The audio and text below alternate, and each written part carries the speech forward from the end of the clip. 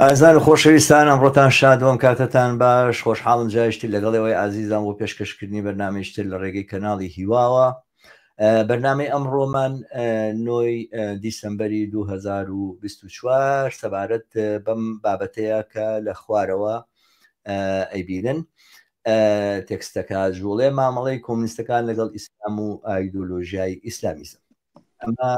دووەمین بەرنامەیە لەم زنجیرە بەرنامانەکە هەوڵەدەین لە نەجۆر بەجۆرەکانی ڕخنەی ئێمە ڕخنەی کۆمونیستەکان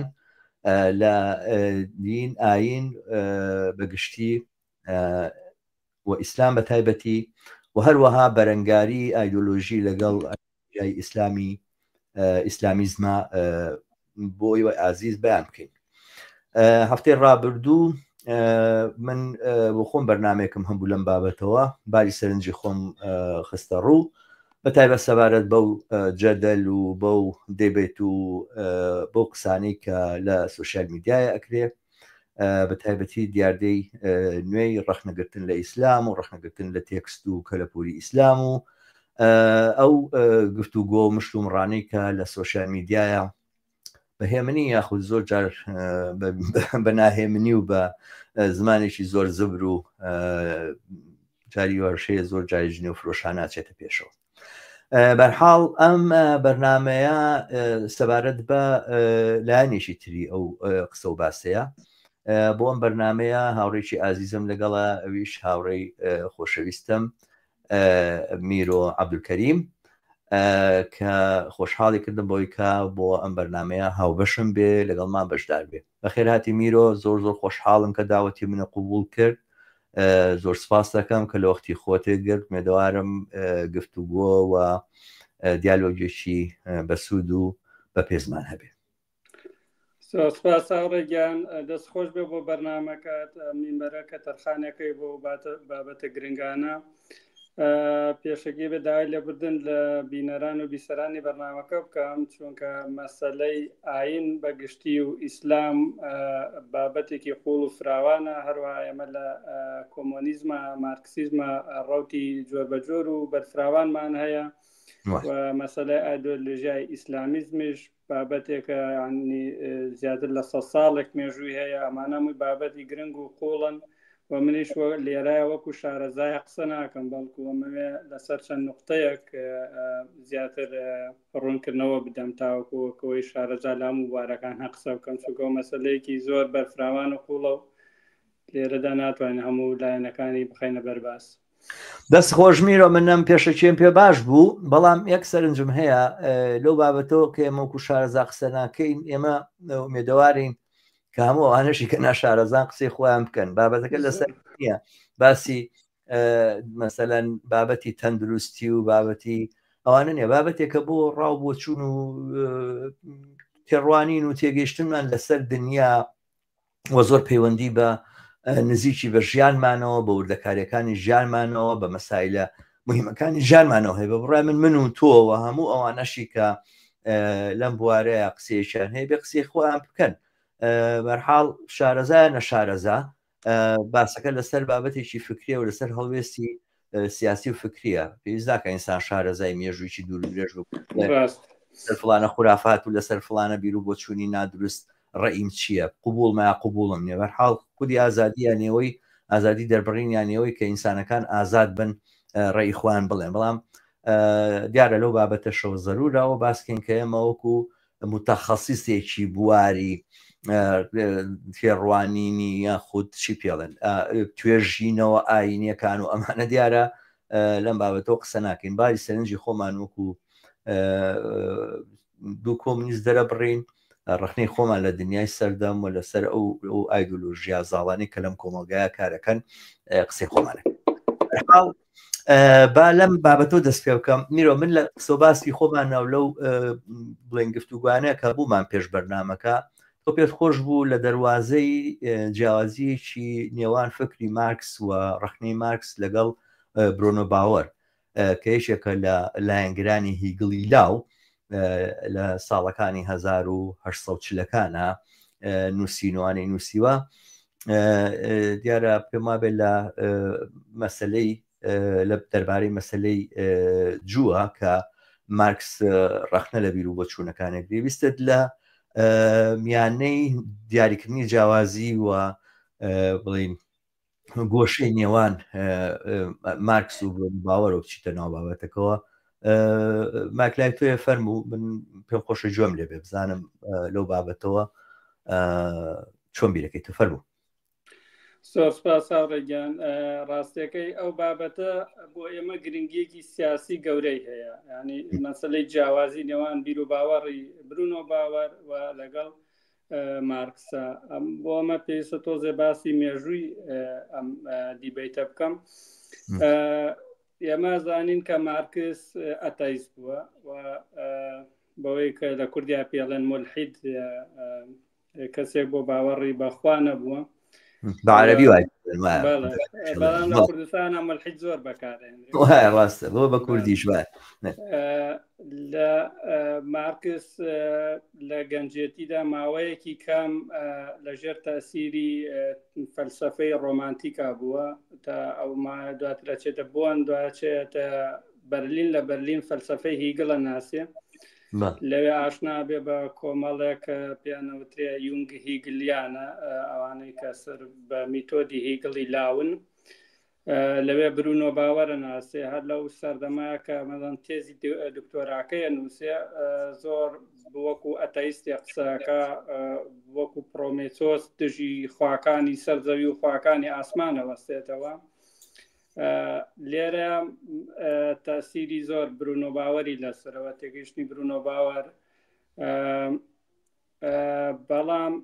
لە ساڵەکانی 1842 دواتر بڵم بەگشتی لە 1843 بۆ 1844 گۆڕانکاری لە تێگەشتنی مارکسە ڕوەدا لەسەر مەسەلەی دین و مەسەلەی کۆمەلگا و مەسەلەی دەوڵات. لە پرسێکێتە پێشەوە کە پرسی جوولەکەی پێوترێ، پرسی جوو. شۆڕشی فەڕەنسی دۆخێکی نوێی هێنایەوە لە کایەوە لە ئەوروپایە. پێشتر جوولەکە لە ئەوروپایە وەکو میلەت وابوون، یعنی میلەتی دینی. ئەو شێوازە ئەو سیستەمە لە دەوڵەتی عوسمانی شاها بووە، ینی وەکو میلەتێک نەک وەکو هاوڵاتی وڵاتێک، یعنی وەکو میلەتێک کاروباریان دراوە بە سەرگەورەکەیان بەڕێوەبەرە ئاینەکان، بەڵام بۆ نمونە نەیانتوانیوە بەشداری بکەن لە بەڕێوەبردنی دەوڵەتە، بۆیان نەچوونەتە سەربازی، هیچ پنێکی سیاسی و عسکەریان نەبووە، تەنها ڕێگان پێدراوە بژین لە چوارچێوەیەکە کە ئەو دەوڵەتە بۆی دیاریکردنەکە ئیتر دەوڵەتەکە مەسیحی بووە، لە لای خۆمان دەوڵەتێکی ئاینی بووە، ئیسلامی بووە. بەڵام شۆڕشی فەڕەنسیە مەسەلەی ڕەهایی جوولەکە لەم ستەما هێنێتە کایەوە کە ڕەهایی سیاسی پێوترێ. لە ئەڵمانیاشە، لە ئەڵمانیا کاتێ فەڕەنسا بەرهێرشی بڵم ئەڵمانیای پرۆسیا بەڕێهێرشی فەڕەنسیەکانەکەوێت لە سەردەمی ناپلیۆنا، پێویست بە ڕیفۆرمەکە، چونکە ئەو سیستەمە عسکەری و سوپایی کە پرۆسیەکانیان بووە ئەڵمانیا هەیبوو بەرەنگاری ناپلیۆنی پێ نەکرا، یان ڕیفۆرمەکەن. یەکێ لەو ڕیفۆرماناوەیە کە هەموو جوولەکەکانیش ڕەها بکرێ، مافی سیاسیان پێ بدرێ. ئەمەش نە لەبەر خۆشەویستیان بۆ هەن، بەڵکو بۆەوەی سەربازیان لێ وەربن سەرباز، هەروە مافە درێ بە جووتیارەکان، مافی زیاتریان پێدرێ، خاکیان بۆی خۆشەویستیان بۆ وڵات زیاتر بێ و ئانیش بێن بەرگری لە وڵاتکەن. ئەمە ئەم ڕیفۆرمە بەڵام ئەمە لە سەردەمێکە ڕووەدا کە تۆزێ دەوڵەتی ئەڵمانی ڕۆشنگەرە بێ لەو سەردەمەی کە مارکسە ژیاوە لە بەرلینە دەوڵەت ئەڵمانیا لە سەردەمی قەیسەر ویلهێلمی چوارەمە ئەگەڕێتەوە بۆ دۆخی پێش ڕیفۆرمەکە یعنی ئەیانەوێت جوولەکە بگەڕێنەوە بۆ سەردەمەی کە هیچ ڕەهاییەکی سیاسیانە بۆ وەکو هاوڵاتی سیر نەکراون بەڵکو وەکو میلەتێک کە بە سیستەمی میلەتی پێشمۆدێرن حکم کراون خۆی ویلهێلم کابراایکی کۆنەپەرست بووە دژی فەلسفەی هیگڵ بوو دژی پەیوەندی زۆر باش بوو لەگەڵ کۆنەپەرستانی ڕۆمانتیکە ئەم مەسەلەیە دیبەیتێکەیەنێتەکایەوە جوولەکەکان دووبارە داوای ڕەهایی سیاسیەکەنەوە دووبارە داوای ڕەهایی سیاسیەکەنەوە داواکەن مافەکانیان پێ بدرێتەوە برونۆ باوەر کابراایکی ئەتەیستە بێ هاوڕێی مارکسیشە بێ پێشتر ئەم کابرا لاهوت ناسێ کەلام ناسێکی گەورەی مەسیحیە بێت لە ماوەیەکی کەمە ئەبێ بە ئەتەیست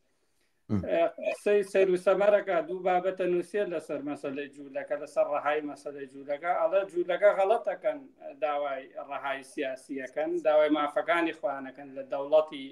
مۆدێرنا ئەوان پێش ئەوەی داوای ڕەهایی بکەن پێشەوەی مافوە ئازادی خۆیان بکەن جارێ خۆیان ئازادگەن لە دینەکەی خۆیان جارێ واز لە دینی خۆیان بێنن ئەنجا بێن داوای ئازادی و ڕەهایی بکەن مارکس دژی ئەم تێڕوانینەی برونۆ باوەرەوەسێتەوە دژی ئەم تێڕوانینەی برونۆ باوەرەوەسێتەوە و پێی وایە ڕەهایی سیاسی بەشێکە لە ڕەهایی گشتی مرۆڤ لە ڕەهایی کۆمەڵایەتی مرۆڤ و ئەبێ ڕەخنەکەی ئێمە دژی دەوڵەت بێن نەک دژی خەڵکێکی ستەملێکراوە یعنی تۆ ناوێت بچی بە خەڵکێکی ستەملێکراوە کە دەوڵەتێکیت دەوڵەتێک کە بە عەقڵێتی مەسیحی بیرەکاتەوە بە عەقڵێتی مەسیحی بیرەکاتەوە بە ئیمتیازاتی مەسیحی بیرەکاتەوە ئەوێ بەو تێڕوانینە دینیە مافی کۆمەڵەیەکی دینی تر دابینەکە تۆ بێ داوا بکەی لەم بڵێ لەو کۆمەڵە لەو مەزهەبە لەو دینە بڵێ ئەوە واز لە دینەکەی خۆتان بێنن ئەنجا باسی ئازادی بکەن مارکس بەعکسەوە ئەڵێ دەوڵەت ئەبێ واز لە ئیمتیازاتی خۆی بێنێت دەوڵەت ئەبێ بێت دەوڵەتێکی مۆدێرن و یەکێک لە هەنگاوەکان بەرەو مۆدێرنبوونی دەوڵەت ئەوەیە کە دەوڵەت هەمووان بە یەک چاوسێر بکات ئەنجا مارکس هەر لەسەر هەر لەو بابەتە چەند نقطەیەکی تر باسەکە کە زۆر گرنگە مەسەڵەن ئێمە لەو سەردەمایە بیزانین ئەو یەکێ لەو نقطانەوەیە کە لەو سەردەمای ئەنتیسێمیتیزم دژە جوولەکەی زۆر باو بووە مەسەڵەن ستێرۆتایپ زۆر هەبووە پێشداوەری زۆر هەبووە لەسەر جوولەکەکان کە گوایە هەمویان خەریکی پارە کۆکردنەوە و سوو خواردن و مناڵە خۆن و بەڵێ مارکسانیە لەم ستیرۆتایپانە بەکارهێنێتەوە هەروەکو خۆی بەکارهێنێتەوە بەڵام دژی ئەوانەی کە قساکەن دژی ئەوانەی کە ئەو تۆمەتە ڕوبەڕووی جوولەکەکە نەکەنەوە لەوانش برونۆ باوە ئەڵێ ئێواڵێن جوولەکە سوخۆرە نازام چییە ئەوەیە ئەمە یا خۆپەرستە تەواوی کۆمەلگای سەرمایەداری تەواوی کۆمەلگا لەویا سەرمایەداری بەکار نایێنێ بەڵکۆڵێ بۆرجوازی تەواوی کۆمەلگای بۆرجوازی لەسەر ئەساسی خۆپەرستی بنیاتنراوە تەواوی کۆمەلگای بۆرجوازی کۆمەلگایەکە دوای خۆپەرستی و پارەپەیاکردن و ئەوە کەوتووە جالەو کە وشێ بەکارێناڵێ جوولەکەی بووە بە ئەو جوولەکەی کە وەکو پێشداوەری لای خەڵکێ بووە بە ڕۆحی واقعی ئەم سەردەمە ئەگەر تۆ دژە جوولەکەی دژی ئەو ئەتەوێ کۆمەلگا ڕزگارکەی لە خۆپەرستی و لە دوای پارەکەوتن دەبێت لە سیستەمی سەرمایەداری ڕزگارکەی نەک بڵێم سیفاتێککەی تەواوی کۆمەلگایە بیکەی بە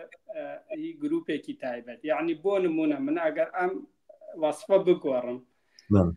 لەم سەردەمایە بۆ نمونە ئێمە بڵێن وەڵام مسلمانان هەمویان تیرۆریستن، ئەمە پێشداوەریەکە پێشداوەریەکە زۆر دووبارە بێتەوە کە لە مسلمانان هەمویان تیرۆریستن.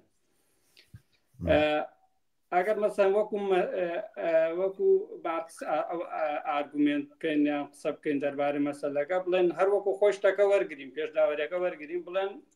خۆ تەواوی سیستەمەکە ئێستا سیستەمێکی تیرۆریستە، ئیتر بۆ هەر باسی تیرۆریستی مسلمانانەکەن. مەڵەن نقطەکە لەوە مەڵەن ئەم ڕەخنەی مارکس زۆر گرنگە کە ڕەخنەکان لە دینێکەوە گوازیێتەوە ئەیگوازێتەوە بۆ تەواوی سیستەم، بۆ تەواوی کۆمەلگا، بۆ تەواوی دەوڵەت و لەوێ جیا بێتەوە بیر و باوەڕی ئەو و شێوازی ڕوانینی ئەو جیا بێتەوە لە تێڕوانینی برونۆ باوەڕ کە مەسەلەن تەنها لەسەر گروپێکی کۆمەڵایەتی تەرکیزەکە. و هەر لەو وەختەشا کتێب نووسینێکی تری هەیە لەگەڵ ئەوەی مەسەن پرسی جوولەکە کە لە 1944 بڵاوە بێتەوە، دەستپێک بۆ ڕەخنە لە فەلسەفەی مافی هیگڵ. ئەگەر پێخۆش بوو ئەتان پێم خۆشە دەسەرە و ئەوەش کەمێ قسە بکەم. زۆر باشە، بەڵام لەم خاڵەیە میرۆ تۆ پێ دوان نییە کە ئەو جەدەلەی کە بووە لە ڕووی ئوسوڵی و دروستە لە زال ئێمە پەر کۆمەلگای سەردەمی ژوایە، یعنی زۆرتر لەوەی کە داوا لە خەڵک بکا کە مەسەلەن دەرگای چوونە ژوورۆ بۆ مافە سیاسیەکان پێ ناسنامە ئاینەکەی خۆدانێ لەو دیۆ وەرە ژوورۆ بە معنایەت و ئازادی. تقریبەن لە کۆمەلگای ئێمە ئێستا ئەمە توان بڵێن بەشێکیش پێچەوانە بۆتەوە. زانین نیۆلیبرالیزم بە جۆرە لە جۆرەکان خەریکە هەڵگرتنی ناسنامەی ئاینەکە بە مەرجەوەی کە تۆ مافێکە هەبێت لە کۆمەلگای ممارەسەی بکەیت. ئەنی تۆ ئێستا بە لێشا و خەڵکی موسڵمان ڕووی کردوتە وڵاتانی ئەوروپا تا بەر لەم حەملەی کە ڕاسیستەکان و نیۆفاشیستەکانی ئێستای ئەوروپا و سەرتاسەری دنیاش لە هەندستانەوە ئەوە هەیە، لە وڵاتانی تر بم جۆرە و ئیسرائیل بۆ خۆی نمونەیەکی لەم بابەتانەیە، لەم بابەتە فاشیزمەیە، تا بەر لەمەی کە ئەمە ئاوا دەستی باڵا خەریک بێ پیا بکات تا ئێستا هێشتا دەستی باڵای پیا نەکردووە لە یاساکان و لە بڵین ئەو نەزم و نیزامی کە بەڕێواچێ. لە زۆرێک لە وڵاتەکانە بە تایبەتی لە لای باڵی چەپ لە لای سۆشیال دیموکراتەکان و ئەوانە زۆرتر لەوەی خەڵک بە ناسنامەیەکی دیاریکراوی چینایەتی ئەم کۆمەلگایەوە وەربگیرێ بۆ مارەسەکردنی مافە سیاسەکانی زۆرتر بە ناسنامەی ئاینیەوە وەرەگیرێ. ینی مەبەستمەوەی ئێمە لە سیاقێکی ترا ئەژین ئەمڕۆ ئێمە لە دۆخەکانین کە خەڵک ئەو مافانەی لێزەوت کرابێ. لێرە تۆ لە شوێنێکی وەکو سویدا ئەڵمانیاش حتمەن وا بووە، لە فەڕەنسا وایە، لە وڵاتانی تری ئەوروپا بەگشتی وایە. وەرە بڵێ من ڕێکراوێکی کارگەریم و با کۆمەک وەرگرم لە دام و دەستگا دەوڵەتیەکانەوەوانە ئەنوا وەشکاڵ مەرجوانە دێنە بەردەم و ئەمە ڕێکخراوەی اتحادیە چییە. بەڵام بڕۆ بڵێ من مزگەوت تێدانیم کۆمەڵێکی کولتوریەکەمەوە، من ناسنامەی کوردوی ئەپارێزم یاخود کولتوری موسڵمانێتی ممارەساکەم یاخود پێویستم بەوەی مزگەوتێکم هەبێ ئەوانە بە لێشا و پارە لە بەردەمان کەوتووە. ینی ئەم نیقاشەی کە لە بینی برۆنۆ باوەڕ و مارکسا هەبوو لە ڕۆژگارێکە من ئێستا بینم مەسەلەکە عکس بۆتەوە. یارم مەبەستمەوە نییە بە هیچ جۆری لە جۆرەکان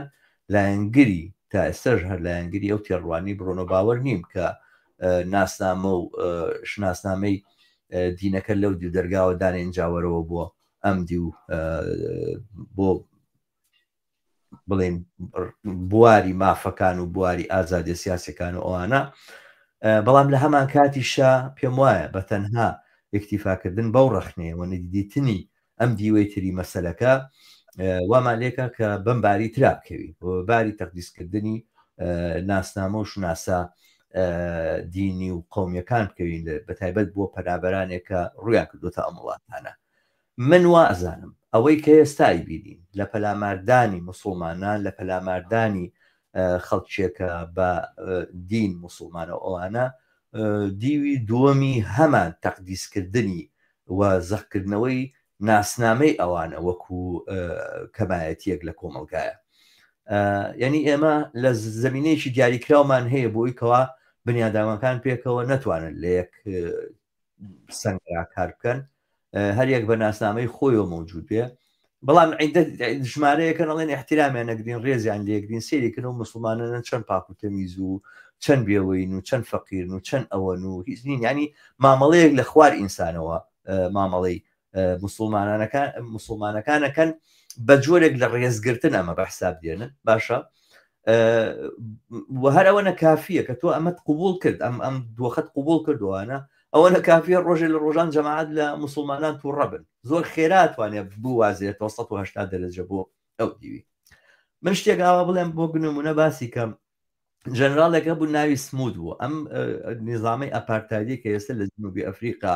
دواتر ممارەسە کراوە بوو بە سیستەمێک و ئەوانەوە ئەفریقیەکانی جیا کردەوە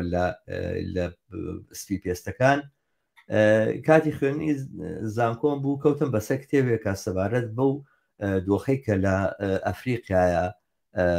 ئیمپریالیستەکان ممارەسەیان کردووە لەوەی کە شتێکی بە ناوی ئیندایرێکت ڕوڵ، یعنی بڵێن دەسەڵاتدارێتی ناڕاستەوخۆ یاخود حکومدارێتی ناڕاستەوخۆ کە لە ئەفریقا زۆر ممارەسەکرار بەمە ئەو ناسنامەی جۆر بە جۆری ئەفریقی و جۆر بە جۆر لە ناو ئەفریقایە هەتا ئێستش تەمان لێکەوتی هەتا ئێستش عشیرەتەکان و قەبیلەکان لە دژی یەکن و شەڕەکەنەوەوانە بەشێکی ئیمتیدادی ئەمەیە. جا لەو چوارچێ لە مقدمەی کتێبەکە باسی جەنرالێکی بە ناوی سموت کە جەنرالێکی ئینگلیز بووە لە یەکەمین قسە و باسیە سەبارەت بە ئەفریقی ئەڵێ کەس ناتوانێت بڵێ ئەفریقی خراپە، ئەفریقی ناتوانێت خراپ بێ. بۆ لەبەرەوەی ئەفریقی ڕەشپێز مناڵە، هێشتا لە قۆناغی سەرەتای گەشەکردنی شارستانی هێشتا بە مۆدرنیزم پیس نەبووە، هێشتا تێکەڵ بە مۆدرنیزم نەبووە، لە لێی گەڕێن ئاوە واز لە ئەفریقیەکان بێنن با لە دەورانی مناڵی و بەراعەتی ژیانی ئینسانیا بژین، تێکەڵیان مەکەن بە مۆدرنیزم، لیان گەڕێن با لە ناو قەبیلەکانی خۆیان بن، بۆ ئیش بێن بۆ جوانسبەرگەوانە، بەڵام دوایی کە ڕۆیشتنەوە بڕۆنەوە یا بۆ هین یا بۆ عاسیمە پێما بێت جوانسبەرگ بۆ عاسیمە بۆ ئیش بێن بۆ ئێرە، بەڵام کە ڕۆیشتنەوە با بڕۆنەوە بۆ ناو قەبیلەکەی خۆیان لەوێ بژین، ئەوان بەو عادەت تەقالیدە ڕاهاتوون، پیسیان مەکەن بە مۆدرنیزم. ئەمە ئەو خیتابە بوو کە سمود ئەیوەدوو، ئەمە بوو بە ئەساسی ئەپارتای. لەبەر ئەوە خەتەرناچی ئەم هینە عکسکردنەوەی ئەم خیتابە بەداخەوە زۆرێک لە چەپەکان ئەکەونە داوی ئەوەوە بە بیانووی ئەم تەسوورانە کە مارکس وەختی خۆی لەسەر باسی ناسنامە ئەوانە و توێتی و مەسەلەی ڕەخنەی دین هەڵگرن بۆ داهاتوو ئەمانە بە جۆرە لە جۆرەکان لەگەڵ ئەم فۆرمە لە نیۆلیبرالیزمە کە سۆشیال دیموکراسی لە ڕابردوو شەهروا بووە، بەڵام لەگەڵ شەپۆلی سێمە کە تۆنی بلێر و مەسەلەن ئەمانە لە هێناهێنایەن ئۆتۆ پاوەر پێمابێت لە ئەڵمانیاشە هێنایەن، ئەمەیان زۆر زۆر زیاتر زەخ کردەوە. هەر بەو دەلیلەشە مەسەلەن هایراکیەکە لە کۆمەلگایە بێڵەرەوە، بەڵام بێڵە با لە هەر جێگەیەک و لە هەر پلەیەکی ئەم پەیژە بڵین نەردەوانەیە کاچێتە سەرەوە با تەنەوەعێک هەبێت، با هەمە چەشنی هەبێ، ژن بەشدار بێ، گەی بەشدار بێ، ڕەشپێز بەشدار بێ، مسلمان بەشدار بێ، طبقات با لە جێگەی خۆی بێ، جیاوازێت چینایەتەکان با لە جێگەی خۆی بێ، یەکسانی لە شوێنێکی ترا ممارەسە بکەنەوەی کە فرسەتیان پێ بدێنەوە. ئەمە فرسە دەدا بچی بەوەی کە تۆ ئەم جارە بۆ ناو پرۆسی سیاسی وەکو کارگەر نەی، وەکو کەسێکی خاوەن بەرژەوەندی جیاواز لەگەڵ کۆمەڵگەی سەرمایەداریان نەی، وەکو بەشێکی ئەو مۆزاییکە بێ بەشدار بیتەوەوانە کە پڕە لە هەویەتی جۆر بە جۆر و ئەمانەوە هەمووشمان احترامی یەکترەگرین و سەر بۆ یەکتردانێوین دەزەگرین بە سگمانەوە، مسلمانی باشە و منیش مەسیحیم و ئەویش گەیە و ئەوەش فیمینیستە و ئاو بۆ خۆمانی تر بەیەکەوە ئەژینەوەمانەوە کۆمەلگای ئەوە بن بەڕێوە. ئەبڕای من ئەمە مەسلەیەکە کابێ لە بەرچایی بگرین وەختێک کە ئەو ڕاسیزمە لە بەرامبەر مسلمانانە قوبڵ ناکەی ناوێت بکەوینە ئەم بەرەکەیەوە کە ئەم ڕابردوویە کە هەر ئەم ئێستاش کە بینین بەرەنجامی ئەو ڕابردووێ. ئاوڕیان تۆ باسی شتی گرنگە کرد ئەوەی کە تۆ باسەکەی مەسەلەی سیاسەتی ناسنامەیە سیاسەتی ناسنامە سیاسەتی پۆست مۆدێرنیزمە بەشێکی زۆری سیاسەتی ناسنامە دژایەتی سیاسەتی چینایەتیەکەن کە لە بزوتنەوەی کرێکاری و لە مارکسیسمە پێی ناسراوە ئەوە دیبەتێکی زۆر گرنگە یەکی ئەو قسەی تانەی کە باسی کرد قسێکی شارزاد موجابم بیرەخاتەوە وتی من ئەو سیاست توانێکی چەپ و مارکسی و لە بواری فێمینیزم و ئانە کاری زۆری کردووە هاوسەری ئەمیر حەسەن زیندەیاد ئەمیری حەسەنپور بەڵێ ئەڵێ کە ڕۆشتم لە ئەمریکا ئەو وەختە سیاسەتی ناسنامە ئەمریکا کەنەدا نازانم سیاست بەقەوەت بوو لیان پرسییم تۆ ئەبێ وەکو ژنێکی موسڵمان دەرکەوی قسە بکەی یعنی مەسەن هەر لە ڕێوە ناسنامەیەکیان سەپان بەسەریا کە ئەم ژنێکی موسڵمانە چونکە ینی سیاسەتی ناسنامە پڕە لە سیاسەتی دژبەیەکی و ئەوانەی کە تۆی ڕێی زۆر ڕاستە و چەنان نووسەری تر لەوانە عەزیز العەزما و کەنعان مالیک و زۆر نووسەری تر هەر لە مارکسیەکان باس لەواکەن کە چۆن ئەم سیاسەتە یەک گێڕیتر ئەگۆڕێ یەکسەر بۆ ڕەگەزپەرستی و بۆ سیاسەتی ڕەگەزپەرستی هەمان درێژکراوەیە سیاسەتی ڕەگەزپەرستانەی پێشووە بەڵام لە قاڵبێکی نوێیە و ئێمە وەکو مارکسی دژی ئەو سیاسەتین و کاتێ باسی ناسنامەکەین وەکو شتێکی جێگیر باس ناکرێ وەکو شتێ نییە بسە پێ بەسن لە وەکو کولتورێکی ئەبەدی نەگۆڕ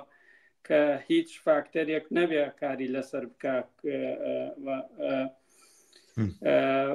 کولتور هەمیشە لە گۆڕانە کولتور هەمیشە پەیوەندی بە ژیانی ڕۆژانەوە هەیە بە پەیوەندیەکانی بەرهەمهێنانەوە هەیە و مەسەلەنەوە دیبێتێکی ترە بەڵام ئەوەی کە زۆر گرنگە و من بۆیە باسی برونۆ باوەر و جیاوازی لەگەڵ مارکس ئەەکەم ئەو تێڕوانینەیە کە مەسەلەن ئێستا کە سیاسەتی ڕەگەزپەرستی لە شوێنێک بەرامبەر بە هەڵگرانی دینێکەکرێن ئیترا یا ئەوەیە کە بنە لە ئێرانە بەرامبەر مەزهبەکانی ترەکرێن بەرام لە ناو مەزهبێکە بەرامبەر مەزهبێکی ترەکرێت لە تورکیا بە شێوەیەکی یا لە مەسەن سونای حەنەفی بەرامبەر عەلەویەکان بەرامبەر بە جوولەکە و مەسیحی یا لە ئەوروپا لە ڕەگەزپەرستیە جاران بەرامبەر جوولەکە ئێستا بەرامبەر موسڵمانەکرێ ئێمە لەم دیبەیتانەیە چۆن مەسەلە لەسەر بابەتەکە بدوین جارێ بێ مەسەن ڕووی قسەمان لە دەوڵەتەکە بێت تۆ جارێ لە بیرکردنەوە ڕەگەزپەرستەکانی خۆ دەستبەردار بە و ڕێگە بدە ئەو هاوڵاتیانە ئەو کەسانە ببن بە هاوڵاتیەک لاوانە مافانە بەرخودار بن کە هاوڵاتێکی مەسیحیە هاوڵاتێکی تری کە پریڤیلیگی ئەوەی هەیە مەسەن ئیمتیازی ئەوەی هەیە کە لە وڵاتە ژیاوە و باوباپیرانی لە وڵاتە ژیاوە لەگەڵ کەسێکی تر کە دینەکەی بن وڵاتەکە نامۆیە وەکو کرێکارێکی وەکو زەحمەتی کێشەیە بەڵام لە هەمان کاتیشە ڕاست کرێکارە ناسنامەیەکی تریشی هەیە و لەگەڵ خۆیان ئەیهێنێ لەگەڵ خۆیانێ کە ڕێگە بدە چۆن ڕێگە دەی بە ئەم بژی سەری یادی سەری ساڵ بکاتەوە جژنەکانی خۆی بکە هەموو جژنەکانی بۆکەی بە عوتڵە ڕێگە بە ئەویش بە کە ممارەسەی توقوسات و ڕیتواڵی دینی خۆی بکە یا ئەوەیە ڕێگە بە هیچ کامیان مەدە یا ڕێگە بە هەمویان دێ طرفداری ئەوەم میرۆیان طرفداری ئەوم کە ڕێگە بە هیچ نەدەین لێرە ڕەوتێکی وا هەیە بۆ نمونە لە سویدا ڕەوتێکی وا هەیە ئەڵێ ئەلمانێتی دەوڵەت بگەینە ئەو سەر تەواو هەموو ناسنامە دینیانە لابەرین ئەوە ئیتمەسەن تۆ ئەوە سیاسەتێکە کە ئەلمانێت ئەو وەختەی ترەبێت ئەڵە دژایەتی هەموو دینیەکەکەم دژایەتی هەموو ناسنامەیەکەکەم ئەکا بە ناسنامەی دەوڵات ئەوەش بۆ خۆی کێشەی هەیە مەسەلەن تۆ مەسەن لە سۆڤێتە تۆ ئەتەیزم ئەکرێ بە دۆگمای دەوڵەت ئەکرێ بە دینێکی تر ئەبێ بە دۆگمای دەوڵەت پرۆپاگەندای بۆ ئەکرێ وەکو ئەتەیزمی زانستی ئەفرۆشرێتەوە بە خەڵک لە کاتێکا دۆگمایەکی دەوڵەتە و دۆگمایەکە بەکارهێنرێ بۆ سەرکوتی خەڵک بۆ دێواندنی خەڵک بۆ بێقیمەتکردنی هەموو ڕەخنەیەک لە شێوازی دەوڵەتە بەنایەوەی کە ناعیلمیە کە لێرە بۆ من زۆر گرنگە دووبارە بگەڕێنەوە بۆ نقطەی مارکسکە مارکس خۆی لە ژیانی خۆیان دژی ئەوە بووە کە مرۆڤ پرۆپاگەندا بۆ ئەتەیزم کە پرۆپاگەندا بۆ ئەتەیزم کا وەکو دنیابینیە وەکو دۆگمایە ڕاستە باوەڕی وا بووە کە ئەگەر خۆی ئەتەیست بووە باوەڕی وا بووە ئەگەر مرۆڤ کە شۆڕژگیە ئەتەیست بێت باشتر کۆمەلگا خاتە ژێر پرسیارەوە بەڵام وەکو شتێک سەیری نەکردووە کەمە دۆگمایە ئیلا ئەتەیست ئیلا شۆڕژگەر ئەبێ ئەتەیست بێ نا بەعکسەوە باوەڕی وا بووە کە تەنیا بیرکردنەوە لەسەر دین و تەرکیزکردن لەسەر دین وامان لێکا کە فۆرمە خۆی واڵێ ئەڵێ فۆرمە ناپیرۆزەکانی دین لە کۆمەلگایە نەبین چەنها شێوازی تر لە دین دروستە بێ ئەو پێوت لە دینی عەلمانی لە یاسایە بەرجەستە بێ لە دەوڵەتە بەرجەستە بێ لە سیاسەتە بەرجەستە بێ تەواوی ژیانی مارکس کە ڕەخنەی گرتووە لە اقتصادی سیاسی لە ئابووری سیاسی و لە کەسانی وەکو ئادەم سمیس و ئەوانی تر بۆ دەریخا کە سیستەمی سەرمایەداری سیستەمێکە وەکو بووە بە دینی سەردەم بووە بە دینی سەردەم و ئەمانش پێغەمبەرەکانی ئەو دینن وار بەو زمانش زۆر جار بەو زمانش قسە لەگەڵ یەکێ لەو شانەی کە بەکارهێنێ وشەیەکی دینیە فێتیش سیستەمە اینێکی خاصێتێکی فێتیش کاڵا خاصێتێکی فێتیشی هەیە یعنی فێتیش چییە لێمانە شارێتەوە کە خودی پەیوەندەکە چییە خودی واقعەکە چییە ئەیکە فێتیژیزمەکە لێمانە شارێتەوە ئەسڵی پەیوەندەکانی مرۆڤمان نیشانە ئەوەی کە تۆ باسیەکەی ئەوە ئەچێتە سەر باسی سیاسەتی ناسنامە هەڵەکەی لەوایە کە لە حسەر هەمان شێوەی ئەقلێتی ڕەگەزپەرستی پێشوو دەیەوێت ئەو خەڵکە مەسەلەن هەمووی لە دۆخەکە لەو دۆخی ئەبەدیا بمێنێتەوە زۆر باشە بەڵام لێرە ئەخرەزان چۆنە من باسەکە چۆنە مێرو تۆ ئێستاڵی ئەمریکا بڵێ هەموو ڕموزێشی دینی لە دەوڵەت دوورخەینەوە بە جۆری لە جۆرەکانە بێتە دۆگمای ئاتەیزم من وا ناڵێم بیر و بۆچوونی ئاتەیزم لە مەکتەبا بخوێنرێ بیر و بۆچوونی ئاتەیزم و دژایەتی کردنی بڵێن بە جۆرە لە جۆرەکان بیر و بۆچوونی ئاتەئیستی و ماتریالیستیانە لە مەکتەبەکان خوێنێت وەگە فیزیا بخوێنی خۆ ناڵێن فیزیا مەسەلەن ئەم کەوکەوە بۆ بە دەوری و کەوکەوە یاسۆڕێتەوە لە بە ئیرادی خوا معلومە بێ قانونەکانی شەرحکەی توانە خۆگەر لە بین دوو اختیاراوێکیان ئیرادی خواابێکیانەوە بێ قانونەکانی شەرحکەی و ئەگەر ئەمەی تریان بە معنای ئەوە بێ ڕەتکردنەوەی ئیرادی خواابێ بە ئەمەیان بکەیترە ئەمە لە هینیتیان نییە بەڵام باسەکە لەسەرەوەی وەکوی ئایدۆلۆژیای دەوڵەت وەکۆی لە رووسیا ئەکراوان و تەبلیغکردنی خودی ئەوەی کە تۆ لە بیر و بۆچوونی ئاینی دوورکەویتەوە ئەمانە بۆ خۆی مەزیەتێکی تایە شتێکی زۆر باشەوە ئەمانە بە بڕای من ئەمە نادروستە بەڵام لە هەمان کاتا من بە نمونەی واقعی کوڕەکەم لێرە لە ژیانی خۆمانە هیچ کاتێک ناوی ئەوەی نەبیست بوو کە دینی ئێمە چییە و خوا هەیە یان نییە باسی ئێمانەمان لە ماڵەوە بە هیچ جۆرێک نەکرد بوو ڕۆژێک پێی وتموتی ئەچم بۆ مزگەوت تقریبا نزیکی 9 ساڵ تەمەنی بوو وتم بۆ ئەچی بۆ مزگەوت وتی لەگەڵ ڕەفیقەکانمان چم حەزم لێ بچم بۆ مزگەوتەوەوانە و ڕەفیقەکانمە چن و منیژە چم وتم ئاخە مزگەوت شوێنی مناڵ نییە چ ڕەبتی هەیە بە مناڵەوە مزگەوت بۆ گەورە کراوە تۆکە گەورە بووی تەمەنە بوو بە 18 ساڵ وەختی اختیارێکی بچی بۆ مزگەوت یان نەچی وتی ئەی بۆچی کە هەموو ساڵێک لێرە مەکتەب تەواوە بێ لە سوید هەموو تەلەبەکان هەموو پۆلەکە ئەبەن بۆ کڵێسا بۆچی چوونی مناڵان بۆ کڵێسا ئاساییە بەڵام بۆ مزگەوت نابێ بۆچی ئەمەیان بۆ مناڵ نابێ ئەوەی تریان بۆ مناڵە بێ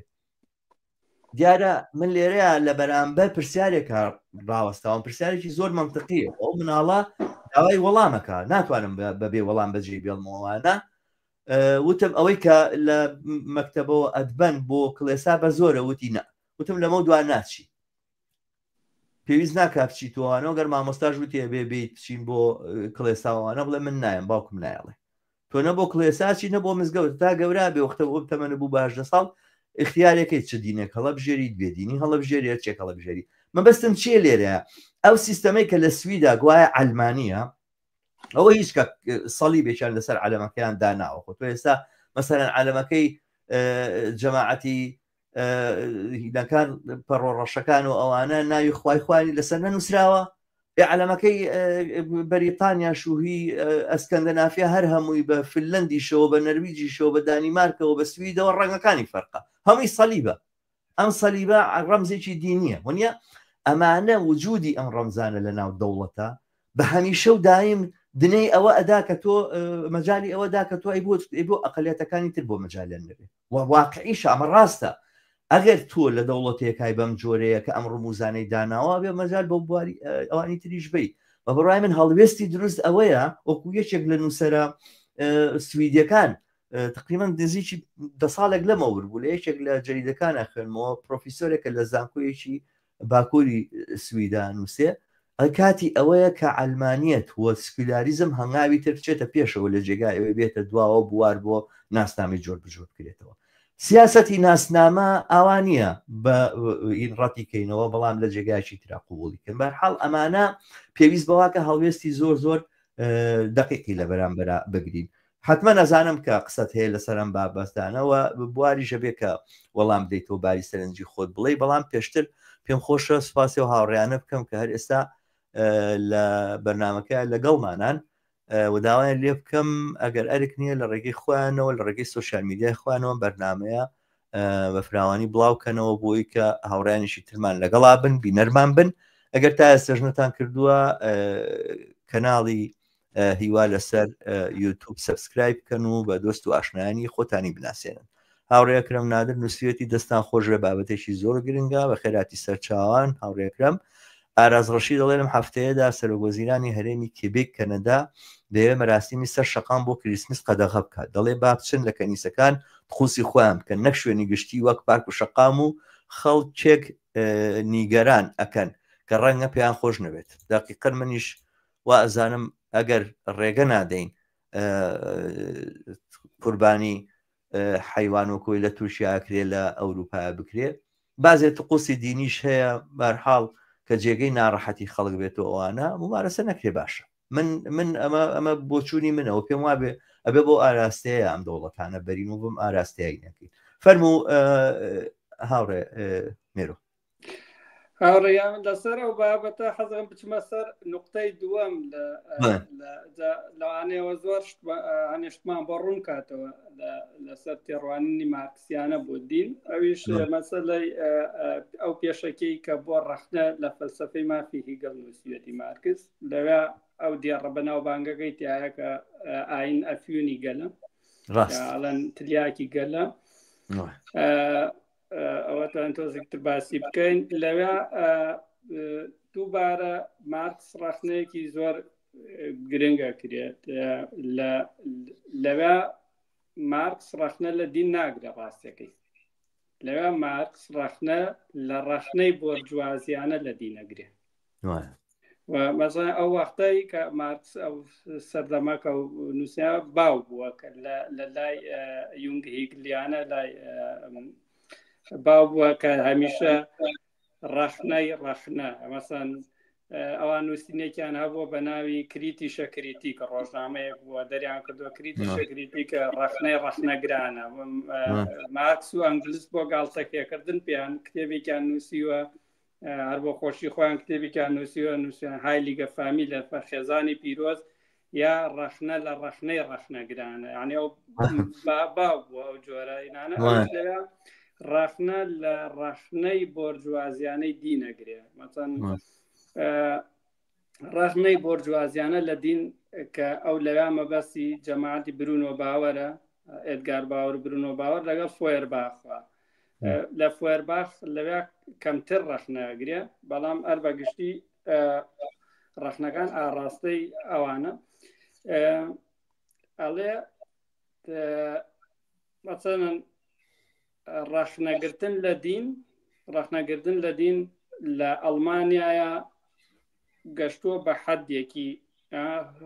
مەسەڵەن تەواو بووە یان پێویستە ڕەخنەکە بخەی بۆ بواری تر بەکاربێنین ئەڵێت لەوێ ئەڵێت بەسەن ئێمە ئەو ڕەخنەی کە ئەیگرن لە دین ئەڵێن دین ئیلوسیۆنە دین وەهمە دین وەهمێکە بەڵام ئێمە بێت لەو واقعە ڕەخنە بگرین کە پێویستی بە وەهمە ئەگەر دین ئەفیونە ئەگەر دین تلیاکە ئازارەکە بگرەکە تریای شێوێت ئێمە بپرسین چی واقعێک لە گۆڕەیە کە پێویستی بەوەیە کە خەڵک تلیاک بەکاربێنێ بۆ ینی ڕەخنەی مارکس لەوێ ئەوەیە ئەڵێت ئەمانە تەرکیزیان لەسەر دینە یان داوا لە خەڵکەکان واز لە دین بێنێ واز لە ئیلوسیۆن بێنێ واز لە وەهم بێنێ لە کاتێکە واقعێک لە گۆڕێ واقعەکە ئینسان تەحەمولی ناکە واقعەک ئینسان تەحەمولی ناکە و تۆ یەیت ئازارشکێنەکەی لێ یاسێنیتەوە ئەڵێ تۆ خەریکی ئەم وەهمەمە بە لە کاتێکە مرۆڤ دەبێ واقعەکە بگۆڕێ ئەگەر تۆ حەزەکەی ئەو نەچێ مەسەن ئەگەر نەچێ بە دوای دەرمانە معتادی دین نەبێ وەرە ئەو واقعی لێ بگۆڕەکە وای لێکە معتاد بێ بەڵام ڕەخنەی مارکس لەوێ هەرەوە نییە بڵێ وەڵا دین وەهمە و دین تلیاکە بەڵکو زۆر شتی تریشەڵێ ینی چەند وەصفە ئەکا کە زیاتر لە وەصفە چێتاوەکو لە ڕەخنە بۆنە لە شێعرە چێ ئەڵێ دین هەم دەربڕی چەرمەسەریە دەربڕی نەهامەتی ژیانە هەمیش پرۆتێستە لە بەرامبەر ناڕەزایەتی دەربڕینە لە بەرامبەرم واقعەیە ینی ئەو هەردوو دیوەکەیە بینێ ینی مەسەن تۆ لە دینا هەر ئەوە نییە کە دەربڕی واقعەیەک بێ یا چۆن بڵێم ڕەوایەتی دان بە واقعێ بێ یا لە بیربردنەوەی واقعی بێ بەڵکو لە زۆر شوێنیشە ناڕەزایەتی دەربڕینە بەرامبەر بە واقعێک بە زمانێکی دینیانە ئەڵێ بێ من لەم زمانە تێبگەین ئەبێت لەو واقعە تێبگەین کە ئەم گفتوگوانە دروستەکە ئەم جۆرە تێڕوانینانە دروستەکە نەک بین هەر بە تێڕوانینەکەەوە بیگرین ئەو لە شوێنێکی ترا لە کتێبی سەرمایەیە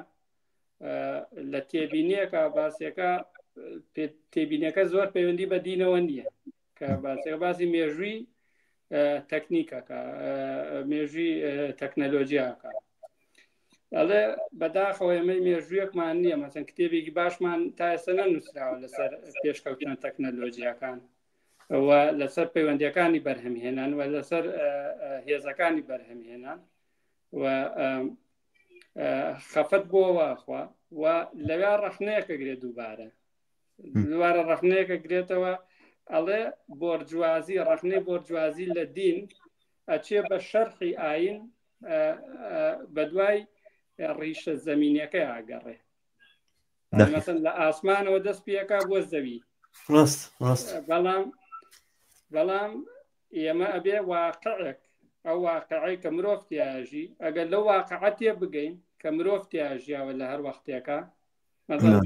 چۆن ژیانی خۆیان بەرهەمهێناوە بەچی تەکنەلۆژیا خواردنیان بەرهێمێناوە، چۆن گواستویانەتەوە، چۆن ژیانی ڕۆژانیان ڕێخستووە، چۆن ڕێگەکانی بازرگانیان ڕێخستووە، چۆن مامەڵەیان کردووە، بەچی مامەڵیان کردووە، کڕین و فرۆشیان چۆن بووە. ئەڵەگەر زۆر لە پشتانە تێبگەین ئەو وەختە لە هەورە دینیەکەی ئەم واقع زەمینێش تێگەین. ئێمە بێت لە زەمینەوە دەست پێکەین، لە واقعەوە تێبگەین، لە واقعی کۆمەڵاتی. مارکس مرۆڤ وەکو مێژووی مرۆڤ وەکو مێژووی پراکسیس سەیرەکە، پراکسیس چالاکی مرۆڤ، چالاکی هەم چالاکی تیۆریە لە خۆگرێتەوە، هەم چالاکی مادیش. لەبەرەوە بڕوای من مەسەلەن ئەو ڕەخنەیەک تەنها لەسەر دین بێ، تەرکیزی لەسەر دین بێەوە تەنها پێی وابێت ئێمە دژی ئەم تێڕوانینی خەڵ، دژی وەهمی خەڵبین، ڕەخنەیەکی مارکسی نییە. ڕەخنەی مارکسی ئەو تێڕوانینە ئەخاتەوە ناو ئەو چوارچێوە کۆمەڵاتی ئابوورەی کە تایەتی. لێرەش حەزەکەم لەسەر یەک نقطەی بچووک قسە بکەم، ئەوش ئەوەیە مەسەلەن مەسەلەی ئاین تلیاکی گەلە یا ئاین ئەفیونی گەلە، لەوێ مارکس لەوێ وەکوین بەکارهێنێ، وەکو ئەوەی کە خۆیان مرۆڤەکان خۆیان ئەکتیڤن، خۆیان ئەچن بە دوای ئەم دەرمانەیە، خۆیان ئەچن بۆی وەکو ئازارشکێنێ بەکارێنێ. بەڵام لە مێژووە لە لای زۆر بزوتنەوەی مارکسی و هەروە لای ئەوانشی کە دژە مارکسی بوون بۆی بڵێن مارکس وا تێگەشوە لە دین و دژە دین بووە و تەفسیریان کردووە کە ئاین ئەفیونە بۆ گەل، ئاین ئەفیونە بۆ گەل، ئاین تلیاکە بۆ گەل. ئەم تلیاکەش مەسەن لەلایەن دەسەڵاتدارانەوە دابەشەکرێ بەسەر خەڵکە بۆ ئەوەی ئیتر خەمەکانی خۆیان لە بیر بنەوە، ینی وەکو بەس من ئەم ڕەخنەی کە تۆ باسێکی لەسەر مارکس چی وتوە لەسەر دین و ئەوانە ئەساسەن لە بنەوە لەگەڵ منهەجێتی خودی مارکسا بۆ مامەڵەکردنی دیالکتیکی پەیوەندی نێوان هۆش و دنیای مادی، ینی لەم منهەجێتەیە یەکەگرێتەوە. زانی مارکس لە سەرەتای کتێبی ئایدۆلۆژی ئەڵمانیا هەر لە پێشەکیەکە گاڵتەیەکی باش بە بڵین ئەم برۆنە باوەر و ئەم بڵین هەتا فیورباخ و لایەنگرانی فیورباخ یا لایەنگرانی هیگڵی گەنج ئەکات، گاڵتێکی باشیان پێکە. مقدمەکەی تەمان کەی خوێنیتەوە کاتی خۆی لە ساڵەکانی هەشتایە لە 84 لەگەڵ برادێکان خوێنەوە، ئێستا بەم ئەخیرانە بۆ بە پرۆفیسۆر و لە کوردستان دەرس بە هەموو لە هەموو دەورەیەکی سیاسی دەرزەڵێتەوە و وەکو پرۆفیسۆرێکی بواری سیاست ناسرا. بەڵام کاتی خۆی حکمی لێکردم ئەیوت ئەمە گاڵتەکردن ئێمە قسەی خودی مارکسە، مارکس خۆی ئاواڵێ زۆرم بکرد باشی بخوێنەرەوە، ئەمە خەریکە گاڵتە ئەکا بۆ بیر و بۆ چوان ناوە هەڵێ بێ بە شێوەیەکی تند ڕەخنە لە بیر و باوەڕە خراپەکان بگرین. ئەسڵەن مارکس گاڵتەی پێکا بەم شێوازە لە ماڵەکردنی هین ڕەخنەگرتن لە بیر و باوەڕ ئەو ڕەخنەیە نییە کە مارکس بە شوێنوێتی. مارکس لێرەوە دێ باسێواکە ئەڵێ هەر لەو مقدمەیە ئەڵێ برادێک پیا بوو ئەیوە خەڵک بۆیە غەرقە بێ لە ئاوا لە بەروی بیر و بۆچوونی قورسی لە نێشیا چەسپیوە و ئەم قرسبوونە وای لێکا غەرقی ئاو ببێ.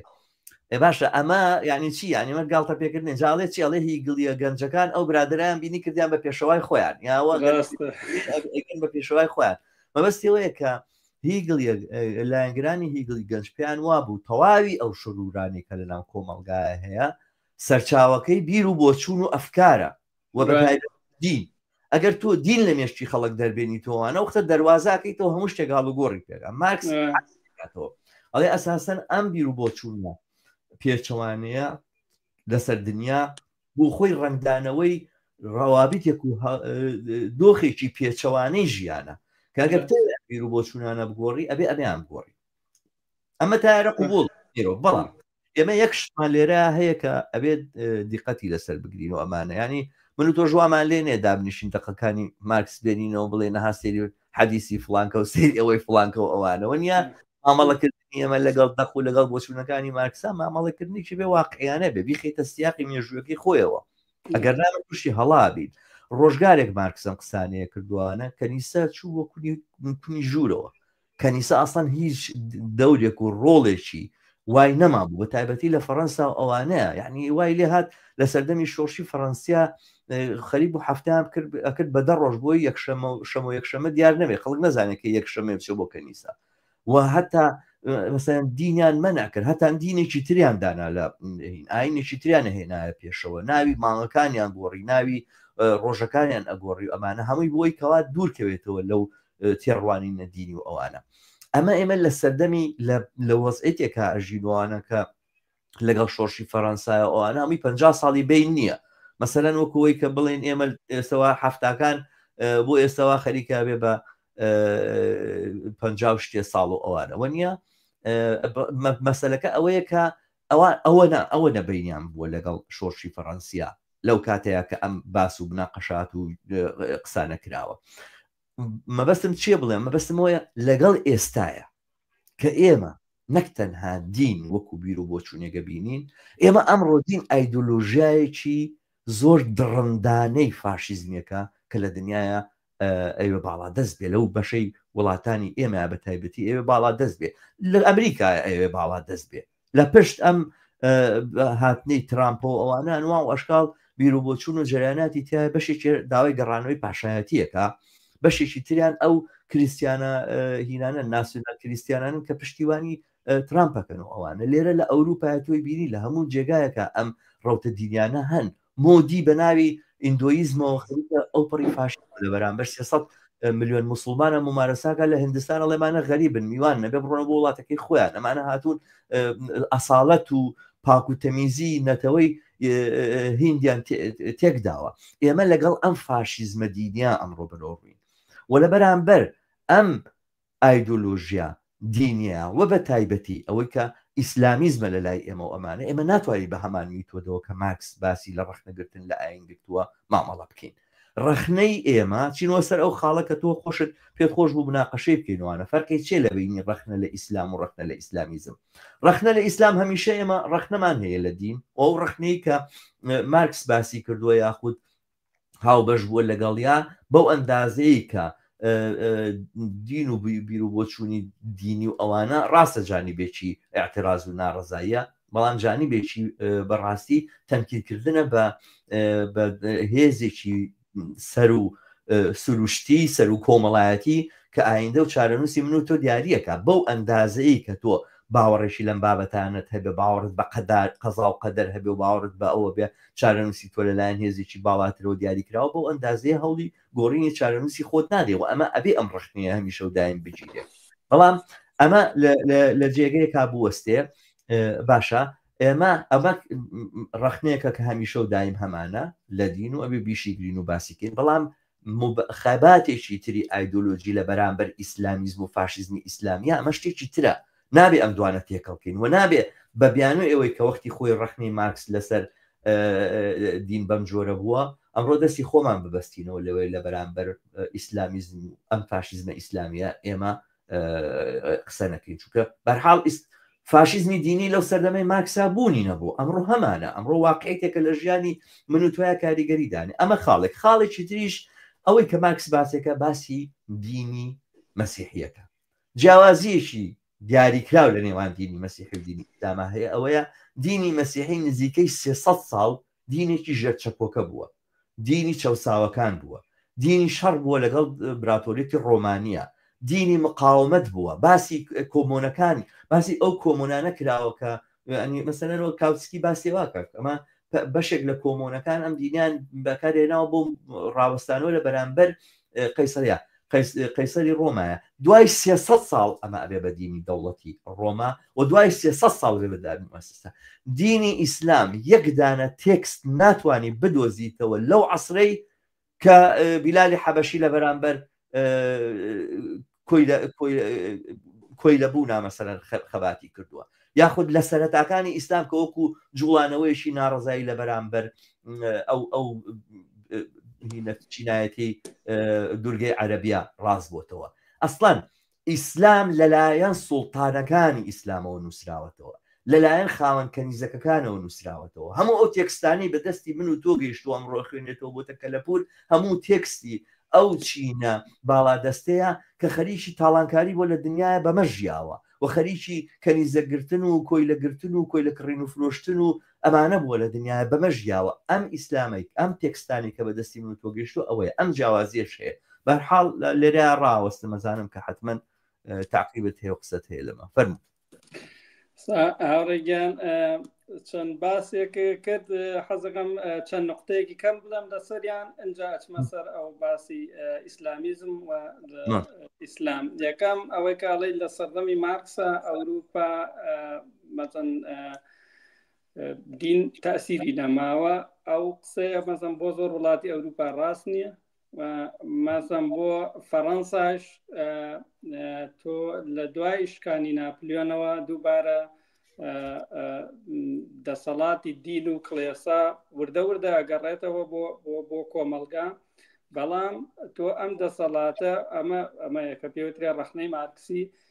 تۆ پەیوەندیەکانی بەرهەمهێنان گۆڕاوە و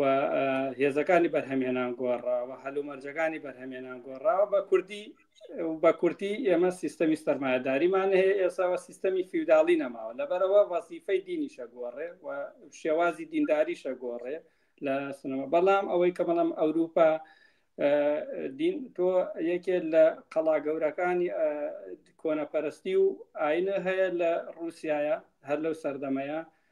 کە بوو بەهۆی شکانی ناپلیۆن، یەکێکی تر پرۆسیایە، یەکی تر دەوڵەتی نەمسایە. ئەوانە هەمووی قەڵای گەورەی مەسیحێت بوون و لەو سەردەمەیە کە لیبرالیزم دروستە بێ، بزوتنەوەی کرێکاری دروستە بێ، جۆرێک لە گەڕانەوەی کۆنەپەرستانە بۆ دین ڕوەدا کە پێوترێ مثل لە ڕۆمانتیکە لە ئەڵمانیا ئاگاتە ئەوجی خۆی، لە جەماعەتی ئەڵمانچیەکان دوێچتوملە هەبوون، مەسەماکرد لەگەڵ ئەمانشا سەرکاری هەبووە. ینی ئێمە کە ئەو کە بە هەڵەتێ نەگەن لە مەسەلەکە ئەوەی کە ئاڵێن ڕەخنەی بۆرجوازیانە لە دین، ڕەخنەی ئەتەیستیانە لە دین کێشەی هەیە، معنایەوە نییە مەسەلەن مارکسەوەی نەزانیوە کە دین وەزیفەی ئایدۆلۆجی هەیە، وەیەکێ لە وەزیفەکان وەزیفە ئایدۆلۆجیەکانی دین مەسەلەی پیرۆزی خێزان بووە، مەسەلەی ڕاگررتنی کۆمەلگا بووە، ئەمانە هەموو خزمەتی بە دیکتاتۆرەکان کردووە، خزمەتی بە کەسێکی وەکو لویس بۆناپەرت کردووە کە شەرعێت بە دەسەڵاتی خۆی بدا لە کۆمەلگایە. بجووتنەوە کرێکاریەکان هەمیشە وەکو دوژمنی خوا و دین و دەوڵەت و نەزم سیر کراون، ینی لەگەڵ ئەوانە سەرکاریە بۆ مێژووی دین، ینی بە هەردوو بارەکە تۆ مێژووی دین، مێژووی لە ئەوروپا مێژووی دەسەڵاتێکی پەیوەندێکی هەر لە سەردەمی کۆنستانتینەوە تۆ ئیتر دەوڵەت و کڵێسا پەیوەندێکی دوندۆڵیان هەیە بەیەکەوە، ینی مەزامە حتا سەردەمی فاشیزم لە سەدەی 20 و ئێساش هەر بەردەوامە. کە یەکێتر لەوە مەسەلەی مەسەن باسی قەزا و قەدەرێک کرد لە تێڕوانینی دینیە، مەسەن کاڵە مەلا خودی دیندارەکان تێڕوانین جیاوازیان هەیە بۆ قەزا و قەدەر. مەسەن من خۆم ملحیدم، ئەتەیستم، باوەڕم بە دین نییە، بەڵام بەزەوانەی ئاگادارم یانە کەسێک کە باسی خواکە باسی قەزا و قەدەرەکە هەمووی یەک تێڕوانینیان نیە بۆ قەزا و قەدەر. مەسەن هەر لە مێژووی ئیسلامە تۆ چەندەها مەکتەبی جیاواز هەیە، هەنێکیان نەماونەتەوە، هەنێکیان تاسیریان کەم بۆتەوە، بەڵام بۆنەوە یەکی وەکو معتەزیلە باوەڕی بەوە بووە کە مرۆڤ ئیختیاری لە دەستی خۆیەتی، بزوتنەوەیەکان باوەڕان بەوە بوو مرۆڤ ئیختیاری لە دەست خوادی وەخوا پێڕەوی لە کۆمەڵە قانونەکە، خوا بۆی نییە لەو قانونانە لابدە، خوا بۆی نییە ناعادل بێ. مەسەن ئەو سۆفیەکان تەسەوری جیاوازیان هەبوو. لەسەر ئەو قسەی کاڵێ مەسەن میتۆدی مارکس ئەگەر ئێمە نەبین بڵێن بادام مارکس وای بوتووە کەواتە نا من بەبەستمەوە نییە، مەبەستمەوەیە کە ئەو میتۆدی مارکس ناڵێ، میتۆدی مارکس یاوەتا قبوڵێکی قبوڵی ناکرێت، قابل بەی نییە، بەڵام باس دقێکی دیاریکەوە بێنین مارکس لە فڵانە جێگە ئاوای زۆر ئێمە قسەکەوینەوە داوەوە کابین بە مفەسیری تێکستە پیرۆزەکانی مارکس کە من سەگە ڕاستە بەڵام مەسەلەکە ئەوە نییە مەسە ئێمە تەنیا دوو دیێڕبێنینەوە من بازی ئەوەکەم کە چۆن میتۆدی ئەو جیاوازە لە میتۆدی کەسانێکی وەکو فۆیەرباخ وەکو کەسانێک و برونۆ باوەر ئەو هاتووە ئەڵێ بتەوێت لە کۆمەلگایە تێبگەی ئەوێ لە پەیوەندەکانی بەرهەمێنانی تێبگەی ئەوێ لە ئامرازەکانی بەرهەمهێنان بکەیت لە ئاستی تەکنیک و تەکنەلۆژیا لەو سەردەمایە گەشتۆتە کوێتێ بکەیت لە ئەوەی کە چۆن ژیانی خۆیان لە ڕووی کۆمەڵاتیوە ڕێخستووە لە ڕووی سیاسیوە ڕێخستووە تێبگەی و دینیش لەناو ئەم تۆڕەیە دینیش لەناو جا نابێتەوە لەم تۆڕ نازان چایکەیتەوە مەسەن تێکستێ بێنی بۆ منم قسەیەکەم مەزن بیرکردنەوەی کە ڕۆژهەڵات ناسیانە هەیە لە دین و بیرکردنەوەیکی ئیسلامیانش هەیە لە دین هەردووگیان لە یەک نقطایەکە گرنەوە یەکچن کتێبێکی ئیبن تەیمیە هێنن کتێبێکی کۆنی سەدای چواری کۆچیە هێنن بۆ نمونە لە کتێبەکە شتێ نووسراوە ئیتراڵەن موسڵمانێتی یعنی ئەمە ڕۆژهەڵات ناسی دیارە مەبەستت ئیستیشراقە ئەوانەی کە مەسەڵەن لێکۆڵی نوان کردو لە کۆمەلگا ڕۆژهەڵاتیەکان ئەو تێڕوانینیکانە وادن کتێبیکیان هێناوە وتیانام کتێبە واڵێ مەسام کتێبە بیرکردنەوەی وایە دەبارەت بە ئەم سزا مەزم بۆ نمونە با نمونێ بێنمەوە لە کتێبەکە هەنێ لە کتێبە فقیەکانە زۆربەی زۆر کتێبە فقیەکانە ئەو مەسەلە هەیە مەسەلەی چۆنێتی حکمی لیواتە نێربازی ئەتر هەرێکی و فانتازیایەکی هێناوە تەوەیەکی وتوێتی لە گەورەترین منارەی بەرزترین منارەی شارەوە بیخەنە خوارەوە یەکی وتوێتی خانۆکەیان بەسەرا بڕوخێن یەکێ حانیمەتەن کە ئەمە خوێنیتەوە وا ئەزانی ئەگەر دنیا بەپێی ئەم کتێبە جێبەجێ کرابێ ئیتر مەتەن فلیمی ترسناکە ئەمە سزایانە بە پێم کتێبە و کەسێکیش پێی وابێ هەموو کەس هاتۆم کتێبەی خوێندوێتەوە ورد و دریشتی وەکو خۆی جێبەجێ کردووە ئەمە تێڕوانینێکی هەڵەیە لە کۆمەلگا زۆربەی زۆری کۆمەلگای ئیسلامیەکان و مسلمان هەر کتێبیان نەخوێندوێتەوە هەرنیان خوێنەواریان نەبوو زۆربەی زۆریان نە کۆمەلگای مسلمان تا پێستەر دەمی شۆڕشی فەڕەنسی لە سەردەش ئەریکۆ بسپا مەڵێ لە ساڵ 90 خەڵکی ئەوروپا نەخوێنەوار بوو ڕاست ئەماناوی تاسیری اینجا لە ڕوویەکی تریشەوە مەسەلەن هەر لەسەرم نقطەیە ئەم حکمی نێربازێکەوە نووسراوە لەم کتێبانە فەقیهەکان ئەوانەی کە کتێبیان نووسیوە شەرعیان نووسیوە بەشێکی کەم بوون لە کۆمەڵگا بەشێکی کەم بوون لە کۆمەلگا تۆ لە 1000 ساڵ من دەلاپەڕەن لەسەر و بابەتە نووسیوە 1000 ساڵ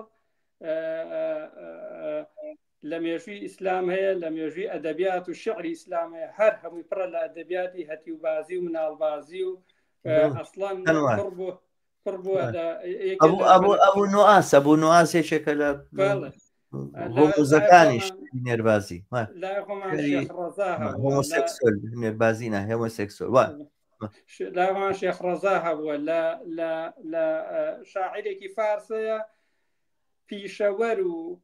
پیشەوەر نییە شیعری بەسەرانەوتوە هی هەتی و بازاناڵێ وام لێ کردوام هەتا بە کفندوری و مردوشۆری شعرێکی هەیە بەسەریە یعنی ئەم بەربڵاو بووە لە کۆمەڵگای مەزان بەڵام ئیسلامەکەش ئەڵێ ئیسلامی ڕاستەقینە ینی ئەمەیە و بەپێی ئەم کتێبەیە و ڕۆژهەڵات ناسیەکەش ئەڵێ لەم کتێباوان نووسراوە کەواتە کۆمەلگای مسلمان وابی دەکەنەوە واژیاون ئەم تێڕوانینە غەڵەتە لەبەرەوە منە لەم میتۆدی مارکسی نایە سەیری کتێب بکات بڵێ ئەمە چیتیان نووسراوە ئەو ئیتر هەمووی وابیری کردوێتەوە یەک جارێ پرسیە کۆمەلگای چۆن ڕەخراوە خەریکی چی بوون ڕۆژانیان بە چیەوە بەسەر بردووە چۆن خواردنی ڕۆژانیان جێبەجێ کردووە چۆن خۆیان لە بەڵاو ئافات و لافا و ئەم شتانە پاراستووە چۆن سیستەمی ئاودێریان ڕێخستووە چی شێوازێکی بەرهەمێنانە بوو ئایا شێوازی بەرهەمێنانی ئاسیایی بووە شێوازی بەرهەمێنانی فیودالیزم بووە کۆیلایەتی بووە یا 4-5 دانە پێکەوە بووە ئەمانە چی تاسیرێکی لەسەر ئەمانەیە ڕخنەیمان پەیوەندی کۆمەڵایەتیان چۆن بووە خێزانیان چۆن بووە ئەو شتانە یعنی ئەوانە هەموو چێتە ئەو بوارەوە لەبەرەوە من کە باسی میتۆدی مارکسەکە مەخسەومەوەی نەکەوە بڵێ مەڵا وادام ئەو وایوت کەواتە مەبەستمەوە نییە بەس مەبەستمەوەی باسێک لەسەر دین زانین چۆن هەر چۆنێک قسەی لەسەر بکەین میرۆ من ئەگەر بگەڕێمەوە بۆ 150 ساڵ لەمەوبەر لە ئەوجی ئەو جێگایە و ئەو کاتەی کە بۆژوازی شۆڕژگێڕە کە تۆ ئەگەر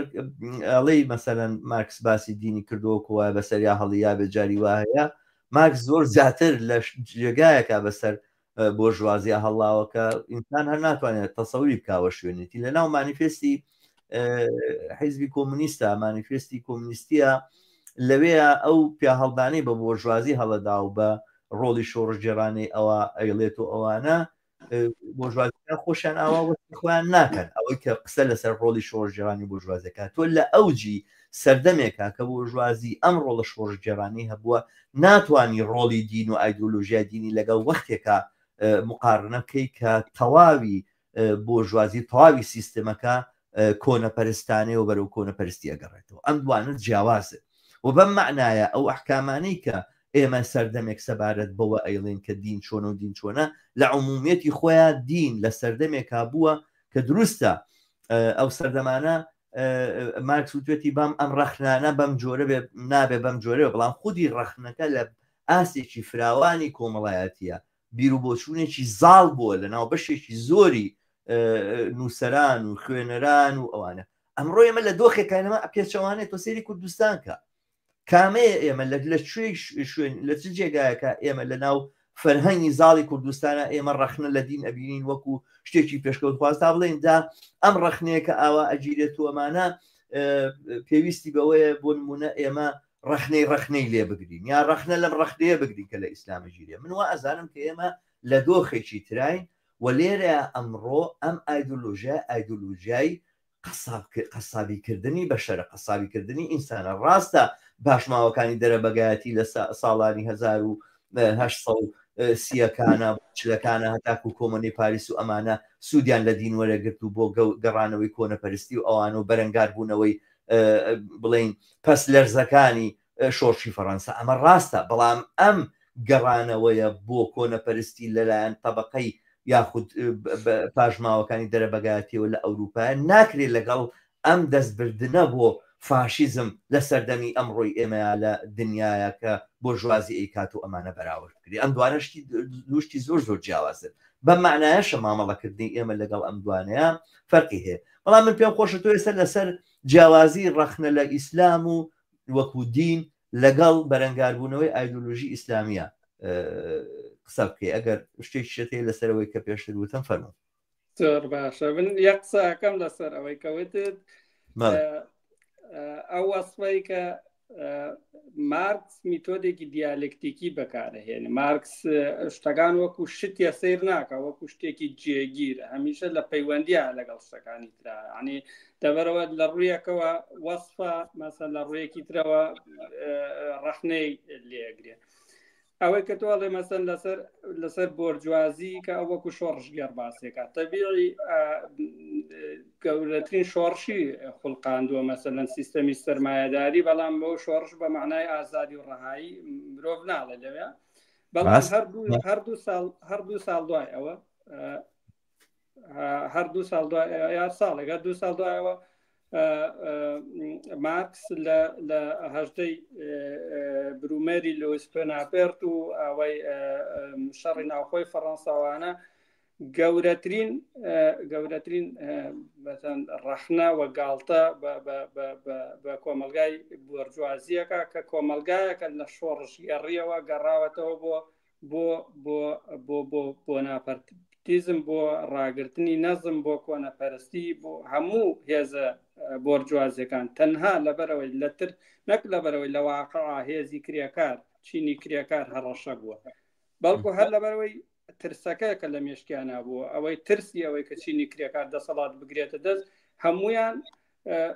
ئەگەڕێنەوە بۆ کۆنەپەرستی هەمویان ئەکەونە پشتی ئەکەونە پشتی کلااونێکی یا گاڵتە جاڕێکی وەکو لویس پۆناپەرتەوە کە خۆی لیانەکا بە پۆناپەرتی یەکەم یعنی ئەو هەر لەو سەردەمەشە دین بەکارهێنرێتەوە هەر لەو سەردەمەشە نەزم و هەتا بۆناپەرتیزم زۆر نزیکی هەیە لەگەڵ فاشیسمە ئەوەی کە تۆ نەزم ڕابگری ئەوەی کە تۆ سیستەمەکە وەکو خۆی ڕابگری یا ئەگەر پێویستکە توخمی کۆنە پەرستی بهێنیتەوە بەس بۆ ئەوەی کۆمەلگا نەگۆڕێ بەرەو کۆمەلگایەکی سۆسیالیستی ئەم زۆر لە سیستەمە فاشیەکانی سەدەی 20 لەو ڕۆ درێژە پێدەری بۆناپەرتیزم بەڵام باچینە سەر مەسەلەی ئیسلام و ئیسلامیزم ئیسلام ئاینە ئیسلامیزم ئایدۆلۆژیایەکی سیاسی ئەمە فەرقێکی زۆر گەورەیە لە بینی هەردووکیانە ئیسلام مێژوویەکی هەزار ساڵەی هەیە وەکو شارستانێت مسلمانان پێشتر شارستانێتێکیانە بۆ وەکو شارستانێتی چین وەکو شارستانێتی هند یا وەکو شارستانێتی یۆنانی کۆن ڕۆمی کۆن ئەمە نزیکی لە سەدەکانی ناوەڕاستە هەبووە و شێوازێکی بەرهەمێنانیان هەبووە شێوازی ژیانیان هەبووە و کتێبیان بەرهەمێناوە جۆرێک لە دنیایان ڕوانیوە کە زۆر نزیکایەتی هەیە لەگەڵ سەردەمی کۆنا لەگەڵ ئەو سەردەمەی کە هاوچەرخی خۆیان بوون زۆر نزیکایەتی ئەم شارستانێتە ئێستا تەواو بووە یعنی ئێستا کەسێ بێت بڵێ ئێمە شارستانێتی ڕۆمی کۆن ئەهێنینەوە وەکەوەی مۆسۆلۆنیە ویسپیکە ئەمە فاشیزم دروستەکە ئەمە فاشیزم دروستەکە یەکێ بێت مەسەن خۆ مۆسۆلۆنی لەی ئەویست شارستانێتی ڕۆمی کۆن دووبارە کاتەوە بەڵکو ئەمەی وەکو بەکارهێنا بۆ دژاتی کۆمۆنیزم بۆ دژاتی بزوتنەوەی کرێکاری بۆ دروستکردنی حکمێکی فاشی و بۆ بەهێزکردنی سەرمایەداری لە بەرامبەر هەموو هێزە شۆڕژگێڕانەی کە ئەنەوێت کۆمەلگا بگۆڕن ئەم شارستانێتی مسلمانان شارستانێتی ئیسلامیش بە هەماشەوەی شارستانێتی یۆنانی کۆن یە ڕۆمی کۆن سەر بە مێژوو ڕاست بەم شێوەی کە ئێمە مانەوێت لە مێژوو بکۆڵینەوە و هەموو و ئێمە نابێ ڕێبازی ئاراوتەگەری بەرامبەر ئیسلام بەکاربێنی بڵێن وەڵا ئیسلام کۆمەلگایەکە لە هیچ کۆمەلگایەکی تر ناچێت لە کۆمەلگاکانی تری ژیان نە خێرەوانیش مرۆڤ بوون وەکو هەموو مرۆڤەکانی تری سەردەمی خۆیان چالاکی کۆمەڵایەتیان هەبووە ژیانی خۆیانیان ڕێخستووە هەر بەو شێوەی لە هەر کۆمەلگایەکی ترە کۆڵیتەوە ئەبێ لەوانش بکۆڵیتەوە و بزانی چۆن ژیانیان ڕێخستووە وەگەر تایبەت بەندێکیشیان هەبوو بێت لە چیا بووە نەک هەر لە ڕێگەوە وەکو شتێکی عەنتیکە وەکو شتێکی سەیر و سەمەرە ئەمە شتێکە کە ڕۆژهەڵات ناسی ئیشتیشتراق پەیڕەوی لێ کردووە و ئیسلامیەکانی هەندێک لە ناسیۆنالیستە بڵین ئەنتی عەرەبەکان و شۆڤینیزمێکی دژی عەرەبیە بەرحاڵ ناتوانیش نایبنی شۆڤینیزم چونکە تایبەتی لای کورد سەردەست نێت تا شۆڤینیزم بێ بەڵام حاڵ دژە عەرەبوونێکی زۆر سەیر و سەمەرەیەکە خەریکە برەو پێیاکاتەوەمان ئەمە دینی بیابانە و ئەمە نازانم هێرشی لمە و پەراماری بەدەویەکانی چییە یا ئەوەی کە مەسەلەن بەشێکیش لە ناسیۆنالیستە ئێرانیەکان شاپەرستەکان ئەم قسانە دووبارەکەنەوە لەسەر ئیسلام ومانەکە ئەمە هی عەرەبە مارمێلکە خۆرەکانە یا ئەمانێ ئێمە دینێکی خۆمانمان هەیە یا دینێکی باشتربانەیە ئەمە زەردەشتی زەردەشتی دینێکی زۆر باشتر بێ زۆر باشتر بێ خۆشە لێرە شتێکی خۆش جەڕبەوە من لە سویدا ماوەیە لەگەڵ شتێکی فیمینیستمە ناسی لێرە باسی وتارێکی نووسی و لەسەر زەردەشتیەکان وایە دینی زەردەشتی لە ناو دینی زەردەشتی ئەسڵەن جیاوازی بینی ژن و پیاو نییە ئەسڵەن ژن نازانم چییە نوێژەکان بە کوردیە نازان چی و جیاوازی بینی ژن و پیاو نییە ئەڕۆیتە ناو دیانەتی زەردەشتی و دیانەتی زەردەشتی ڤێرژنێکی تری ئەو دیانەتە هیندۆیەیە کە لە هیندستان هەیە کە بەشەرەکان هەر لە ئەسڵەوە کە لە دایک بنەوە بە تەبەقاتی زۆر بە زۆر بەشکراون ئەسڵەن نابێت تێکەڵ ببن بە یەک نازان چەند میلیۆن ئینسانی نزیکی 100 میلیۆن شتێکی ئاوا خەڵک هەیە لە هیندستانە بەپێی دینی هیندوسی گڵاون دەستیان لێ بدەیت کە دەست لێدانە بێ بڕۆی خۆت شوی ئەمە دینی هیندۆسیە زەردەشتیوەمانە بەشێکە لەمە مەسەلەن بۆ نمونە ئێستا هیندۆیزم بێ بڵێ ئیسلام دینەکەی ئێمەی تێکداوە ئەوانە کە هەتاکو بەریتانیەکان ڕایان نەگرتنەوەمانە هەموو بێوەژنەکان لە دوایەوەی کە مێردەکانیان نەمرد لە تەبەقاتەکانی سەرەوە بەیان خۆیان قساتە ئاگرەکەەوە خۆیان سووتانایە. ئەمە ئەم دیانەتانەیە کە دانیشن باسەکەن ئیسلام هات تێکی دانی ئیسلام هات وێرانی کردینەوەوانە. دیانەتی زەردەشتی سەیرەکەی توانە ئەسڵەن زەواجی بینی باوک و کچ و ئەمانەش بە جۆرە لە جۆرەکان ئیجازەی پێدراوە یاخود چاوی لێپۆشراوە ئەوانە. ئەم بابەتە دیانەتانە کە باسەکەن ئەمڕۆ دیانەتێکی پێشکەوتووە دینە نیشانی ئەدا کە دووبارە چۆن ڕەخنەش لە دین بۆ خۆی بۆتەوە بە دۆگمێکی تر و بۆ خۆ بۆتەوە بە ئایدۆلۆژیایکی ئەوانە کە لە ناو ڕەگ و ڕیشەی لە ناو فاشیزم و لە ناو ناسیۆنالیزمێکی بەرچاو تەسکە چەقیوە بەڕاستی. بزەبت ئەوەیە کە مەسەڵەن دینی ئیسلام وەکو شتێکی مەسەڵەن کۆمەلگای موسڵمانان لە سەدەکانی ناوەڕاستە بڵێن وەکو شتێکی ئاراوتە سەیرەکرێ، وەکو شتێکە مەسەڵەن وەکو شێوازەی کە تۆ وتێ وەکو دینی عەرەبی داگیرکەر کە یان هەر خەریکی کوشتن و بڕینن. ئەم جۆرە تێگەشتنە بۆ بەشەر کە بەشەرێک کۆمەلگایەک هەر خەریکی کوشتن و بڕین بێ، هیچ کۆمەلگایەکی بەشەری ناتوانێت هەر بە کوشتن و بڕین بژی. پێویستی بە سیاسەتە، پێویستی بە ڕێخستنە، پێویستی بە ئابووریە، پێویستی بە زۆر مەقەوماتی تری کۆمەلگا هەیە. و ئەوان مەسەڵەن بۆ نمە هەر ئەوەی کە مەسەڵەن عەرەبەکان هاتوون و ئەوەی کە پێوترێ فتوحات ئەو ڕێگاکانیان داگیر کردووە، ئەم شێوازی ئابووری غەنیمەت دوای ماوەیەک تر گۆڕاوە بە شێوازی ئابووری باج و خەرات، چونکە ئیتر ئەوانە دەستیان گرتووە بەسەر ڕێڕەوە گەورەکانی بازرگانی سەدەکانی ناوەڕاستە و دنیای کۆنە کە ئیتر مەجای فراوانبوون نەماوە و شێوازێکی تر دەوڵەتداریان کردووە. حتا ئەوەی کەوترێ ئیسلام مەسەڵەن دینی عەرەبە لا ڕاستە لە سەرەتاوەی عەرەبەوە زۆریشی مەسەڵەن لە هینە وەرگرتووە، لە دینی مەسیحێت و یەهودی و ئەوانە وەرگرتووە، لە زەردەشتی چونکە مەسەڵەن دنیای کۆن ئێمەوان نابێ وەکو دنیایەکی جێگیر و دوور لە یەک سەیری بکەین. بە بۆنەی هەبوونی سیستەمی کۆیلایەتیەوە زۆر تێکەڵاو بوون بەیەکەوە. مەسەڵەن تۆ چەندین ڕێڕەوی بازرگانی کۆیلە هەیە لە دنیای کۆنا کە هەم مەسەڵەن لە ئەفریقاوە سێ ڕێڕەوی بازرگانی هەبووە هی کۆیلە کە هێنانە بەرەو دەریای ناوەڕاست، لە ئەوروپا ڕێڕەوی بازرگانی کۆیلە هەبووە، لە سینا هەبوو. ئەمانە وای کردو دنیای کۆن دنیایکی کۆزمۆپۆلیتیان بێت، تێکەڵ بێ و دینەکان لە یەکتر شت فێر بن. شتی ئەمانە دین لەم چوارچێوە کۆمەڵایەتی ئابووریە گەشەی کردووە گۆڕاوە. جگە لەوەش ئیسلام کە هاتوون مەسەڵەن عەرەبەکانە و شوێنانیان داگیر کردووە، دوای نەهاتون خەڵک بکەن بە موسڵمان. ئەمە دوایە پرۆسەیەک بۆ بە درێژخایەن بۆ ئەسڵان سەرکردەی عەرەب هەبووە، فاتحی عەرەب هەبووە، پێی ناخۆش بۆ خەڵک موسڵمان بێت چونکە ئیترە باج و خەراج نادەن ئەو وەختە. مەسەڵەن یعنی زۆر شت هەبووە ڕۆڵی بینیوە چونکە لەوەیشتە مەسەڵەن ئەڵێن ئەمری کوڕی عاسر ناوی ناردۆتەوە بۆ عومەر و توێتی میزانەکەمان زۆر دابەزیەوە، خەڵک زۆر بۆ بە موسڵمان و ئەمانە وتی من تۆم نەناردووە بڕۆی پارەپەیاکی من نردوی ئیسلام بڵاوکەیتەوە بە قسەی ڕوسەکان ناواڵێ. بەڵام خۆی ئەو بەسەر ئەوەی کە دینی ئیسلام کە شکڵی گرتووە زۆری خایاندووە، مەسەن زۆر کۆمەلگا هەبووە تاسیرێ. ئێستا مەجالەوە نیە مەزەن باسی ئەوانە هەمووی بکەین، بەڵام خودی ئەوەی کە مەزەن یەک لایەنێکیانێت لایەنێکی وەکو ئیسلامیەکان یان ئەڵەن دینی ئیسلام دینێکە هاتووە ئاشتی و عەدالەت بەسەر زەویە بڵاو بکاتەوە، پەیامێکی گەورەی پێ بۆ هەموو بەشەریەت. ئەمە میتۆسە، ئەمە ئەفسانەیە، ئەمە دروستکراوی مۆدێرنە. یەک موسڵمان نەبووە لە مێژووە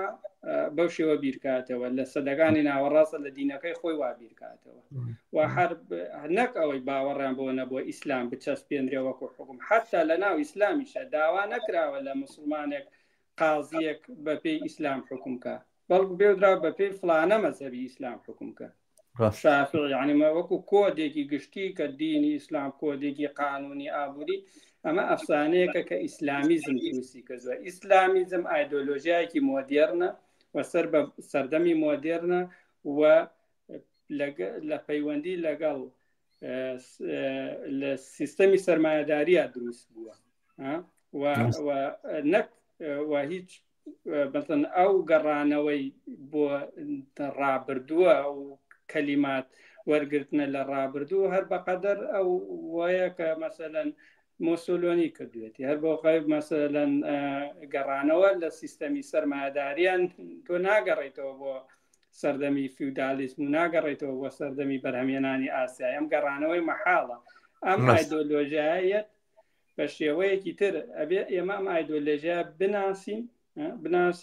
ئێمە لە ئاین کۆ بکۆڵینەوە وەکۆ کە باسمان کرد بەڵام ئایدۆلۆژیای ئیسلامیزم ئایدۆلۆژیایکی مۆدێرنە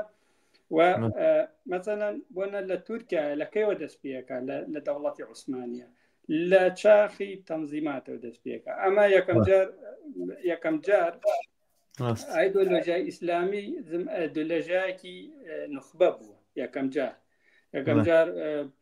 هەتا نزیک بووە لە نەتەوە پەرستیەوە لەنتەوە پەرستی عوسمانی بەڵام دوای مەسەن هەتا یەکی کەسێک ئەو تەنزیمات کۆمەڵێ ڕیفۆرمەکە لە دەوڵەتی عوسمانیان لەبەرچی لەبەرەوەی دەوڵەتی عوسمانی شەڕی دەوڵەتەکانی تری پێ ناکرێ گەرم ڕیفۆرمانە نەکە ئەانێ دەوڵەتی عوسمانی مۆدێرنکەن ئەیکەن بە دەوڵەتێکی سێنترال سیاست لە پێش قۆناغی تەنزیماتە سیاست دەرەوە بووە مەسەلە فلانە وەزیر لەگەڵ میرغەزەبا ڕێ بکەوێ فلانە وەزیری تر پاشپل لە فلانە وەزیری تر بکە ئەوی تر ژەهر خواردکەن ئاواسی لە سیاست تێگەشتون لە ئەدەبیات وا تێگەشتون شیعر بەسەر فلانە سوڵتانە بوو درێ مەدیحەی فلانە سوڵتانی تر بکرێ و قەسیدەیە بۆ پێغەمەر بنووسێ ئەدەبیات مەسن لا کەسێکی وەکو نامی کەمالە گۆڕێ تێرمە دینیەکانە گۆڕێ بەیعەت شورا ئەمانە لە ئیسلامی کۆنە معنای تری هەبووە لە مۆدێرنە معنای تری وەرەگرێ مەسن لا کەسێکی وە جەمالەدین ئەفغانی محەممەد عەبدە ئەمانە هەمووی تێڕوانینێکی مۆدێرنیان هەبووە بۆ کۆمەلگا کاڵێ مۆدێرن هەنێک لە هاوڕیان پیان وایە خەریشی مەدحیانەکەیتەوە ئەڵەکە وایە کە مۆدررنیتەوە گوشتێکی زۆر پۆزتیفوانە باس سەرەسەرەواکە دەڵی هاوچەرخی ئەم چەرخەهی ئەم عەسرە یعنی ئەو زمانی کە ئەم ئیسلامە قسەی پێکە زمانی 1400 ساڵ لەمەوە بردیە ئەم زمانە زمانی ئەم سەردەمەی ئێستاە باسی ئومەت و باسی ئەوەی کە حەزارەت بجێڕینەوە و شارستانێتی ئیسلام و عەدالەت و ئەمانە تێرمی ئەم سەردەمەیە ڕەبتی بە تێرمی 1400 ساڵ لەمەوە بەرەوە نیە باسەکە لە سەرەمەیە ئەم زمانە بەم معنایەکە قسە لەسەر مۆدێرناکە بزە بتاڕیان ئەزە ئەو کێشەکەوەی ئەو کێشەیە بانتوشە بێ مەسەنکاڵن ئەوان شەڕەکە بە شەڕی نەریت و مۆدێرنە شەڕی تاریکی سەردەمەکانی کۆن و ڕووناکی سەردەمی نوێخێر ئێمە وەکو مارکسی لە مۆدێرنە بۆ شێوە تێ ناگەین مۆدێرنە لە مارکسیە یعنی ڕاستە ڕووی زۆرە بەڵام یعنی کۆمەلگای سەرمایەداری بە هەموو دژیەکەکانیەوە هەموو دژیەکەکانیەوە و شێوازی کاردانەوەی بزوتنەوە جیاوازەکانی کۆمەلگا بەرامبەر بەم شێوازی بەرهەمێنانە یا بەم سیستەمە لای کەسێکی وەکو محەممەد عەبدە وەکو جەمالەدین ئەفغانی ئەمانە مەزەم بە تێرمی کەسانی وەکو ماترودی وەکو ئەبوو حامدی غەزالی 800 ساڵەمە و پێش بیران نەکردوێتەوە کابرا کە قسەکە باسی تەرەقی کۆمەلگاکە باسی هەتا لای پێشتر لای ئیتیحاد تەرەقیش هەر ناوەکانیان دیارە مەسەلەن ئیتیحاد تەرەقی مەسەلەن ئەمانە فەلسەفەی پۆزتیڤیزمی فەڕەنسیە ئۆگۆست کۆمتە مەسەلەن پێم وایە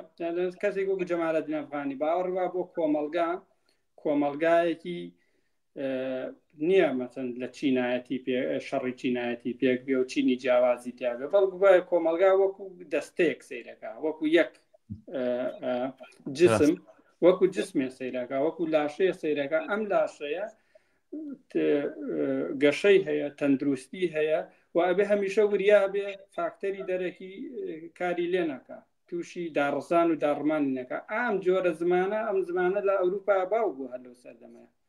و ئەو جەمالەدین ئەفغانی کەسێک نەبووە مەسەن لە لادەیەکا دانیشتو بێ هەموو دنیا گەڕاوە دواتر ئەم شتە لای بۆنە لای کەسێک وەکو سەید قوتب چی لێ مەسەلەن سەید قوتب باوەڕی وایە کە کۆمەلگای ئیسلامی چاخێکی زێڕینی هەبوو لەم چاخەیە مرۆڤ عەبدی کەس نەبووە و بە دەستوری خوا حکمیان کردووە هەموو وەکو یەکسان بوون و مادەی ئەم چاخەش عەرەب بوو بەڵام وردە فاکتەری دەرەکیەن ئەم جسمە تەندروستە تووشی داڕزانەکەن تووشی داڕمانەکەن یەکێ لەو کتێبانەی کە سەید قوتب پێی کاریگەرە کتێبی ماذا خسر العالم بانحطاط المسلمين هي أبو الحسن الندوي هەر ناوەکەی دیارە ئەو وەختەی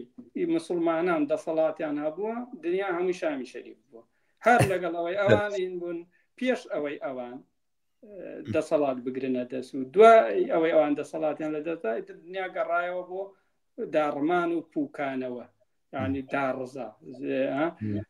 یەکێ لەو کەسانەی درکە مەسەڵەن سەید قوتب پێی معجیبە خۆ بڵێم ئەبوو حامدی غەزالی نییە ئەبوو حەسەنی ئەشعەری نییە کێ ئەلەکسس کارل دکتۆرێکی جەڕاحی فەڕەنسی بوو و سۆسیال ئۆرگەنیکە بوو یعنی ئەوانە بوو کە باوەڕیان بە تیۆریای ڕەگەزی هەبوو بوو کۆمەلگا لە ڕەگەزی باڵا ئەبێ بپارێزرێ ئەم ڕەگەزە لە پووکانەوە هەر سۆسیالدارنیزم و بزەبت بەڵام ڕەوتێ بوو لە سۆسیالدارینیزم حتا دکتۆریان هەبوو لە سایە حکمی نازیەکانە چەنەها تاوانیان بەرامبەر بە مرۆڤایەتی ئەنجامداوە بە ناوی پاراستنی ڕەگەزەوە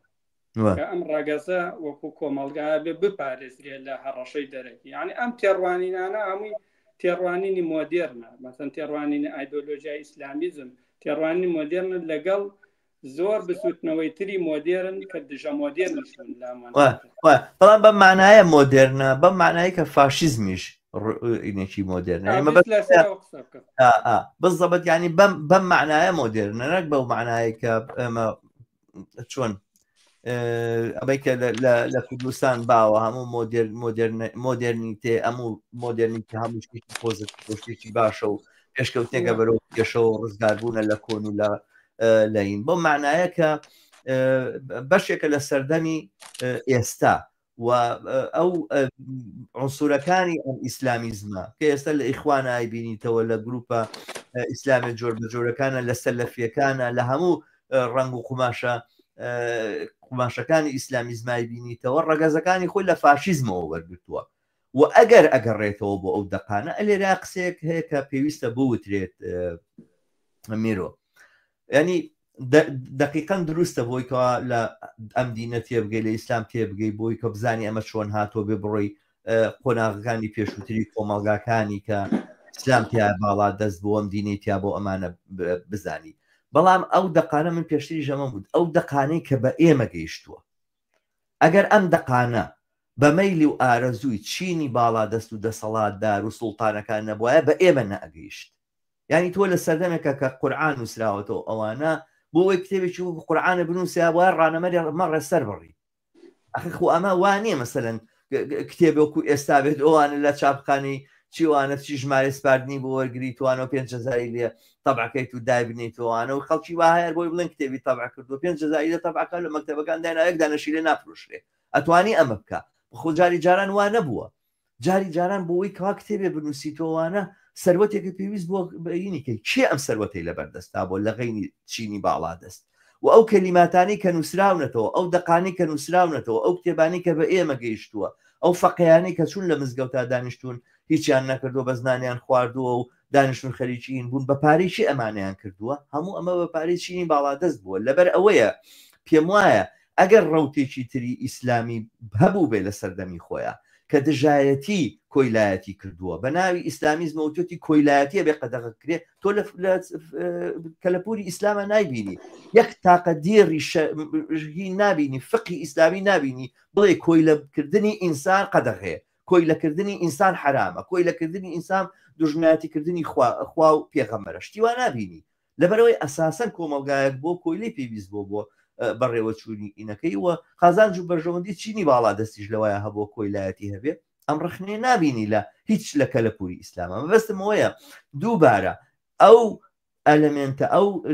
ڕەگەزە مۆدرنەتانی لە فاشیزما دەرەکەوێتوەوانە بۆ گەڕانەوە بۆ دواوە لەگەڵ ئەم دەقانەیە کە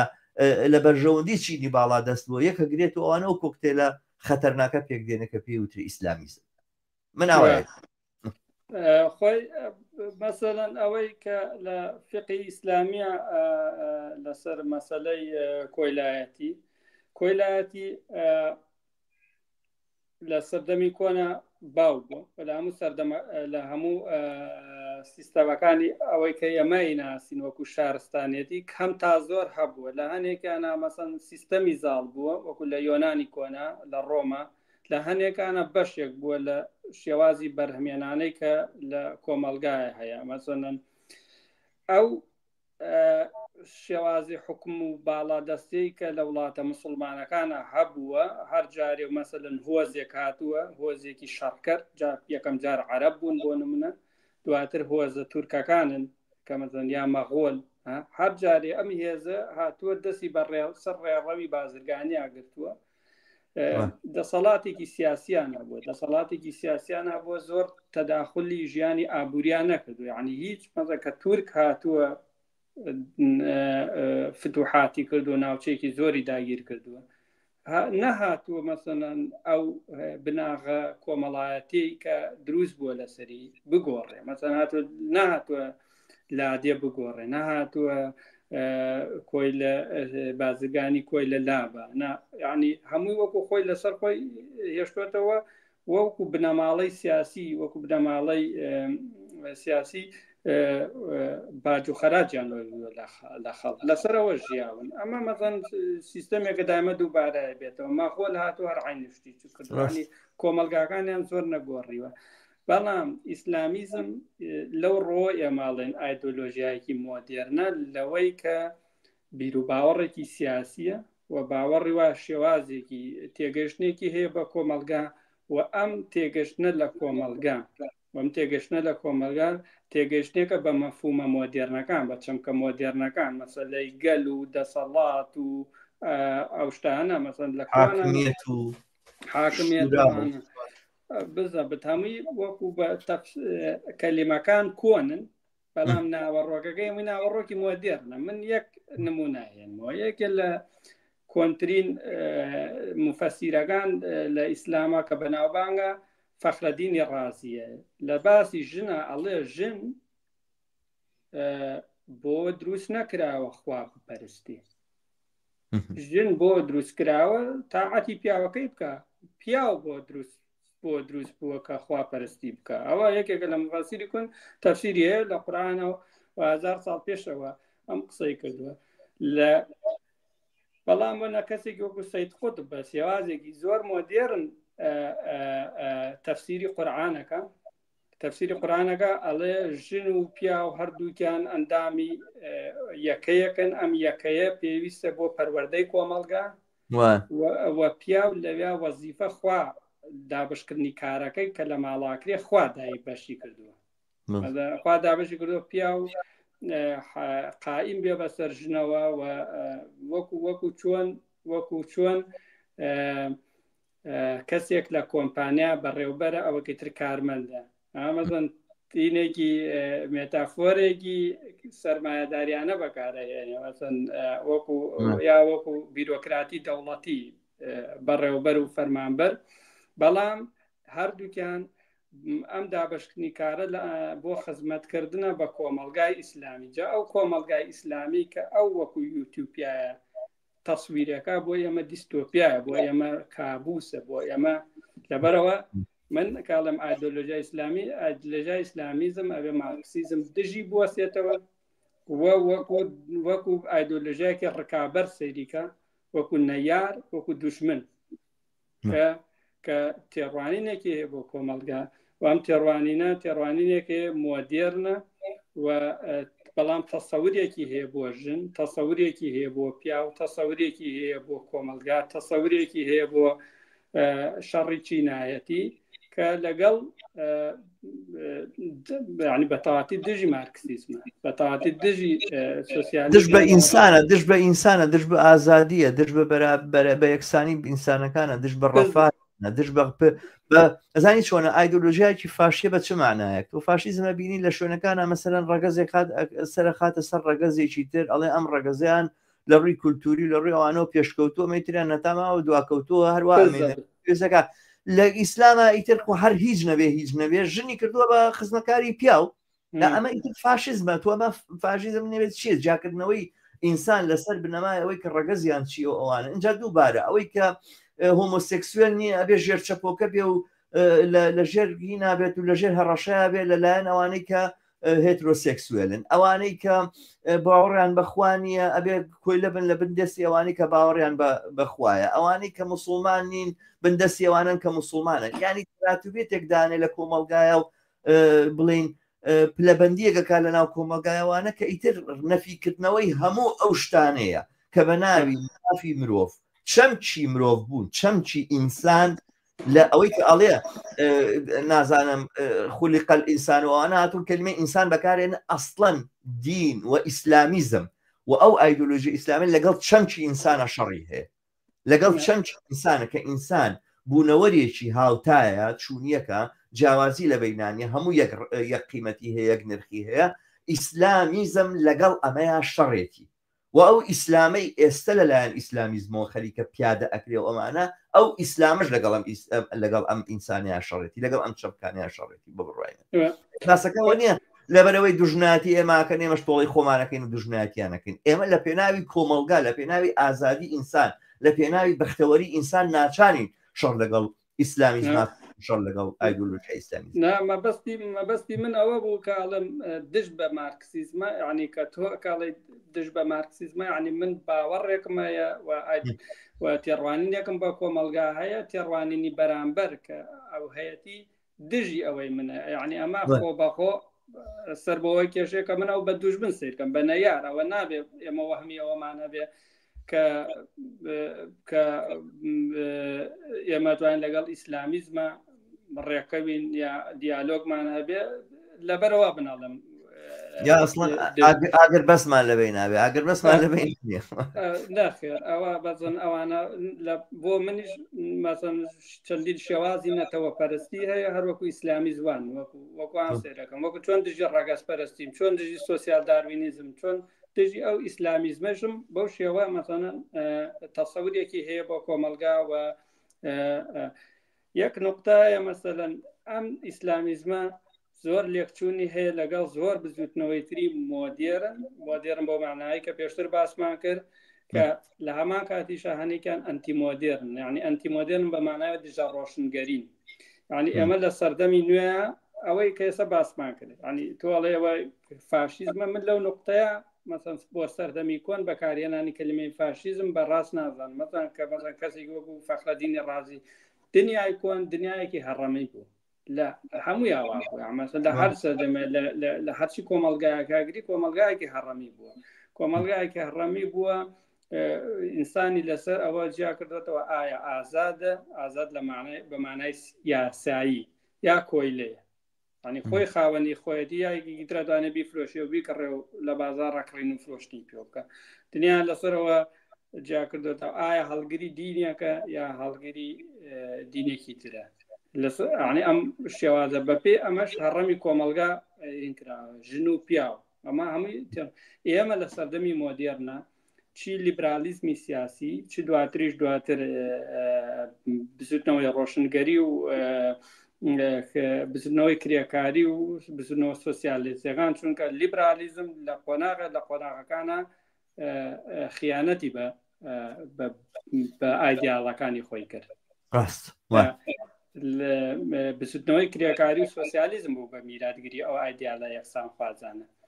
کاتێ ئێمە باسی ئەوەکەن ئێمە لە سەردەمێکە ئاژین ئێمە ئایدیای یەکسانخوازیمان هەیە چیتر نامانەوێت لە سەردەمی هەڕەمیە بژین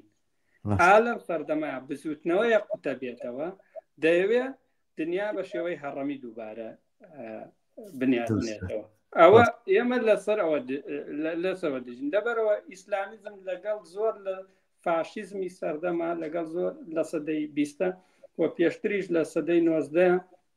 زۆر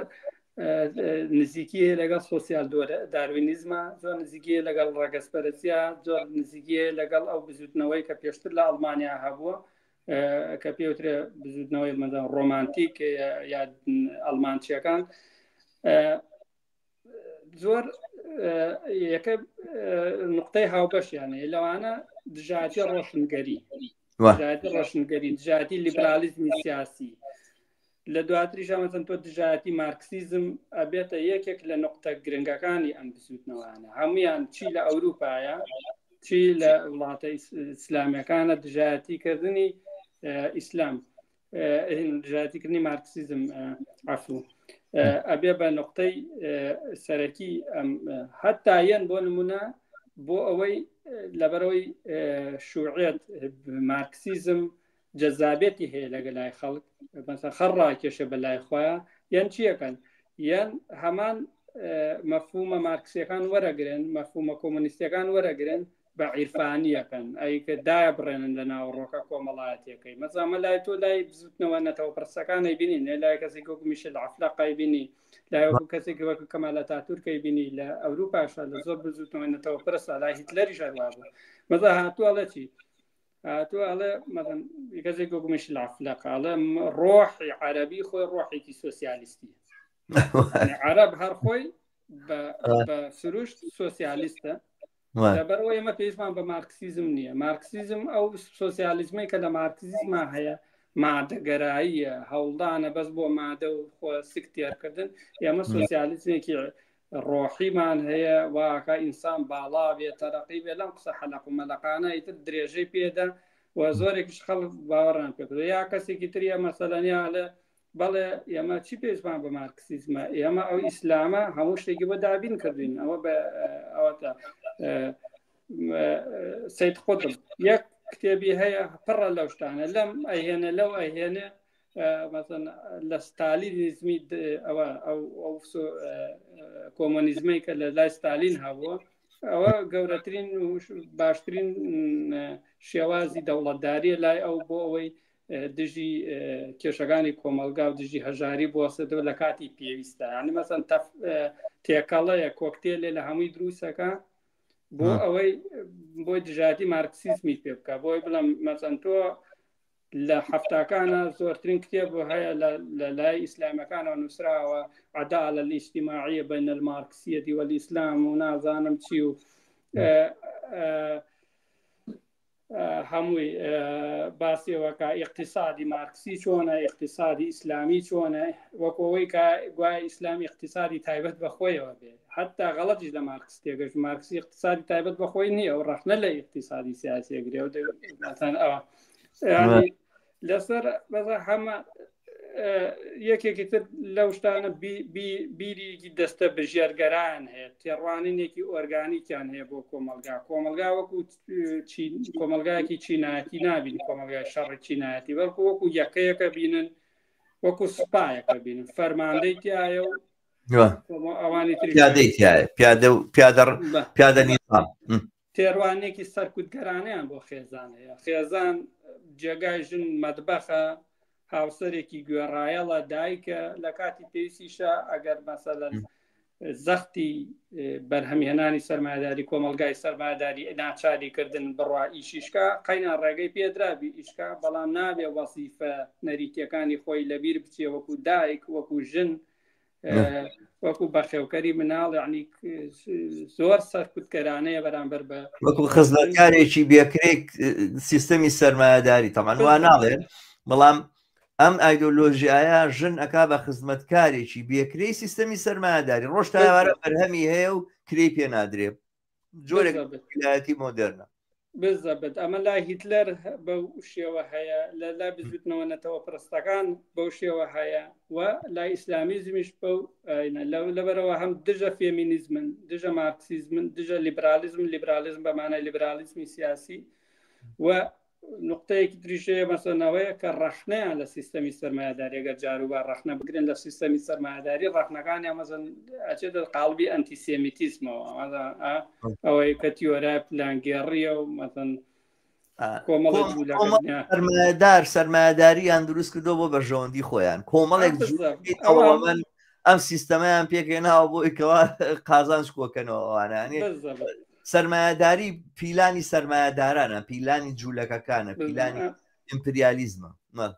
بدەمە واکە مەسەن ئەم بەهێزبوونی بیر چوو لە بابەت سێکسوالیتێتیشەوە ئەو دوژمنایەتی کە دوژمنایەتی هۆمۆسێکسوێلەکرێ هەمان لێکەوتیان لەگەڵ فاشیزم و لەگەڵ نازیزما هەیە بە هەمان شتن ینی هەر لە ئەمریکا و هەر ئێستا بیگرە هەتاکو پۆتین هەتاکو مۆدی هەتاکو ئیسلامەکان یەک بابەتن لە بابەت هۆمۆسێکسوێڵەتیکردنی ئینسانە لەسەر بنەمایەوەی چ شێوازێک لە شێوازەکانی سێکسکردن هەڵەبژێری بزەبت ئەو هەتا تێڕوانینەی کەوان هیانە بەسەن سێکس وەکو پەیوەندیشن و پیا و ئەو شتانە وەکو سێکسی دروست و فیترات و ئەوانە هەمووش ئەو تێڕوانینانش لە تێڕوانینێکی مۆدێرنە و وەرگیراوە لە ئەسڵێتی ڤیکتۆریانیزم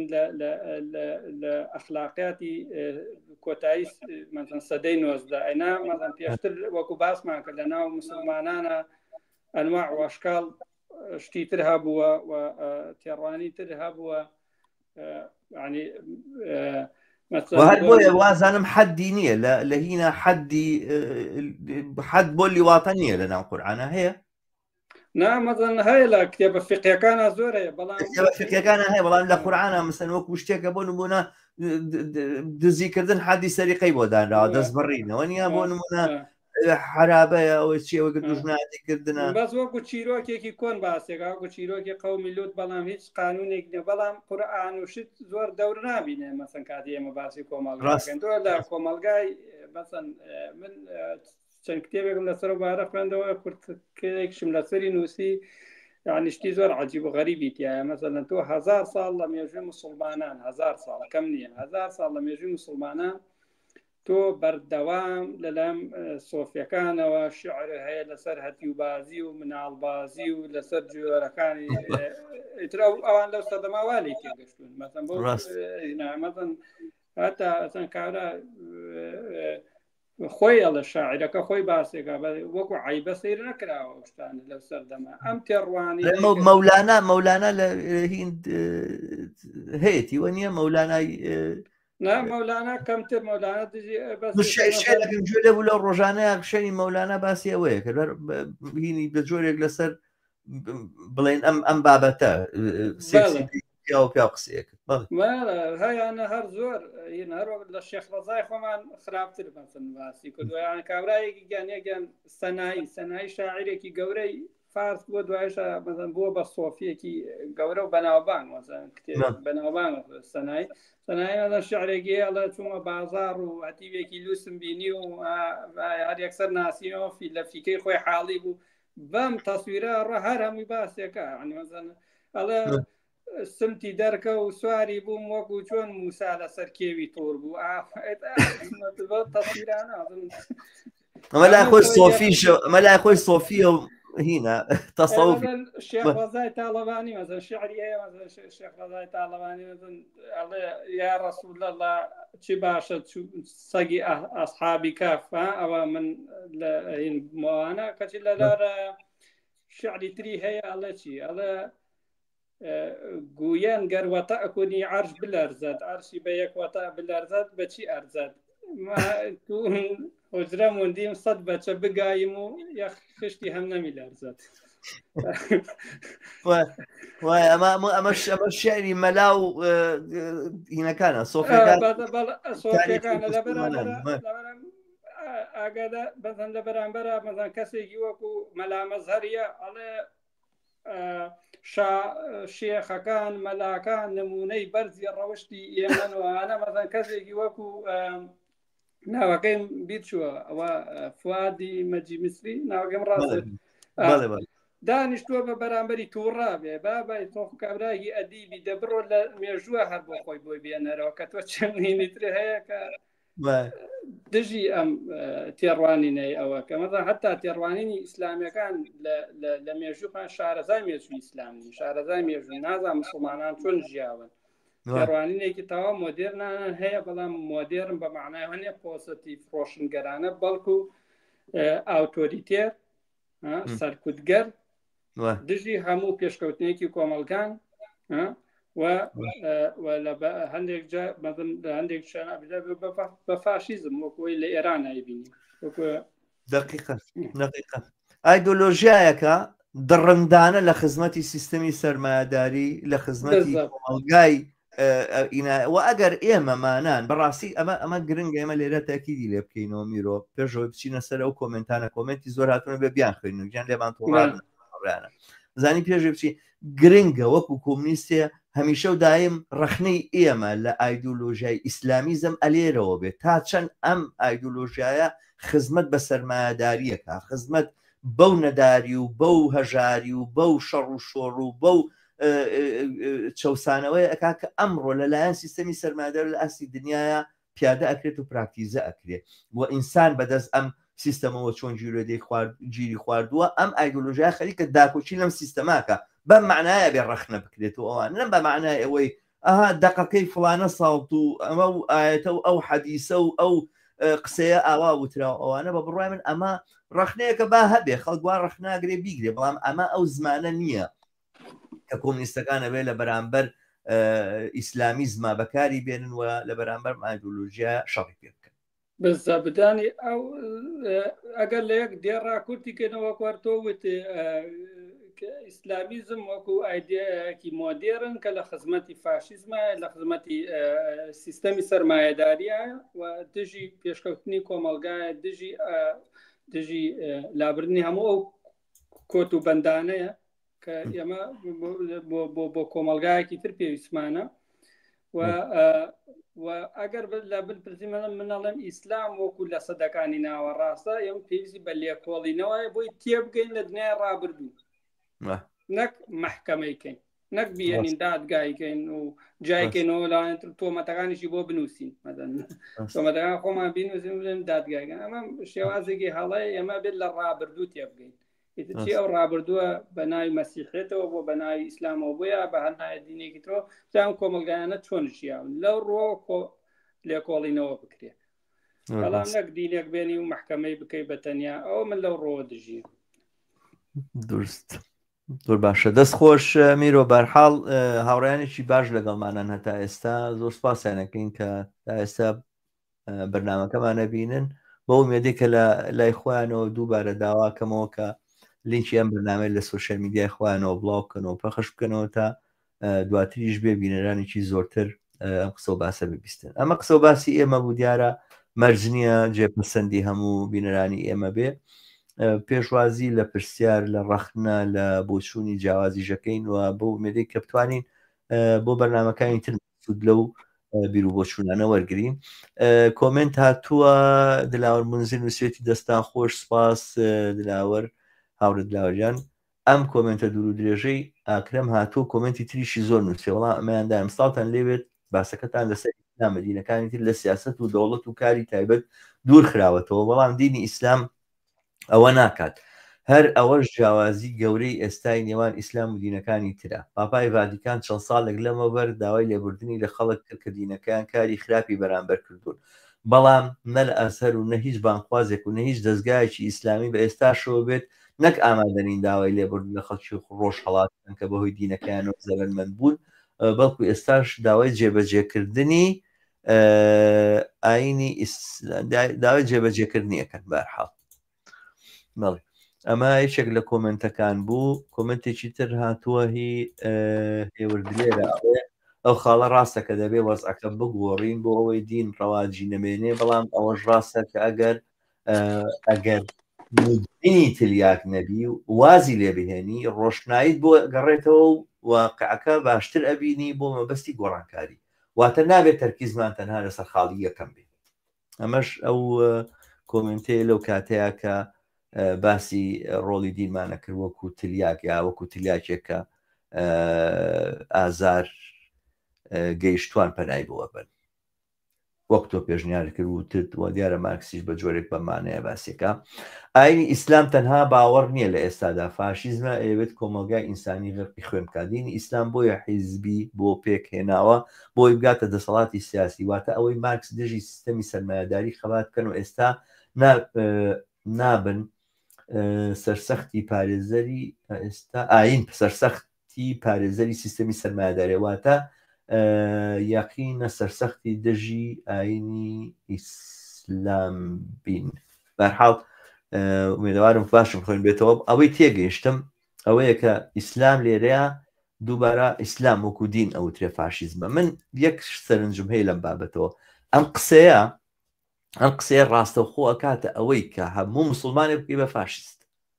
و ئەمە دروست نییە. ئەمە دروست نییە هاوڕیان، ئەمە دروست نییە. پێت خۆش بێ پێت ناخۆش بێ چۆنی هەڵە سنگێنی هەڵی سنگەنە ممکنە لە ڕابردووە منیش قسەی وام کرد بێتەوەمانە، بەڵام هەموو مسلمانێک فاشیست نییە و لەبەر ئەوە ناتوانانی بڵی ئیسلام وەک دین فاشیست. ئیسلام ئەنواع وەشکال ئیسلامت هەیە، ئەنواع وەشکال ئیسلامت هەیە، ئەنواع وەشکال خەڵکت هەیە بە شێوازی جۆر بجۆر باوەڕی بە ئیسلام هەیە. هەر ئیسلامێک پێ بە فاشیزمانە وایە تۆڵی 2 ملیار کەس لە دنیای فاشیستە. نەئەژیین لەسەر ئەم گۆی زەویە ناژی دەگەر 2 ملیار ئینسان بێوێت تۆ کوژێ هەر لەحزێک دەستی بڕوە ناکرێ. فاشیست خۆ معنای هەیە خۆ ناکرێ و شەهر لە خۆمانەوە بەکاری بێنین. لەبەر ئەوە بەڵێ ئایدۆلۆژیای ئیسلامیزم ئایدۆلۆژیایکی فاشیستیە و کەسێکە بڕوای بەم ئایدۆلۆژیای هەیە و ئێوێ ئەمە تەطبیقکاوە لە پێناوی تەطبیقکردنیان خەریکە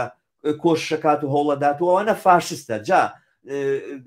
چاکەت و پانتۆڵی لە بەلایە بووین باخی بەستووە لە پەرلەمانی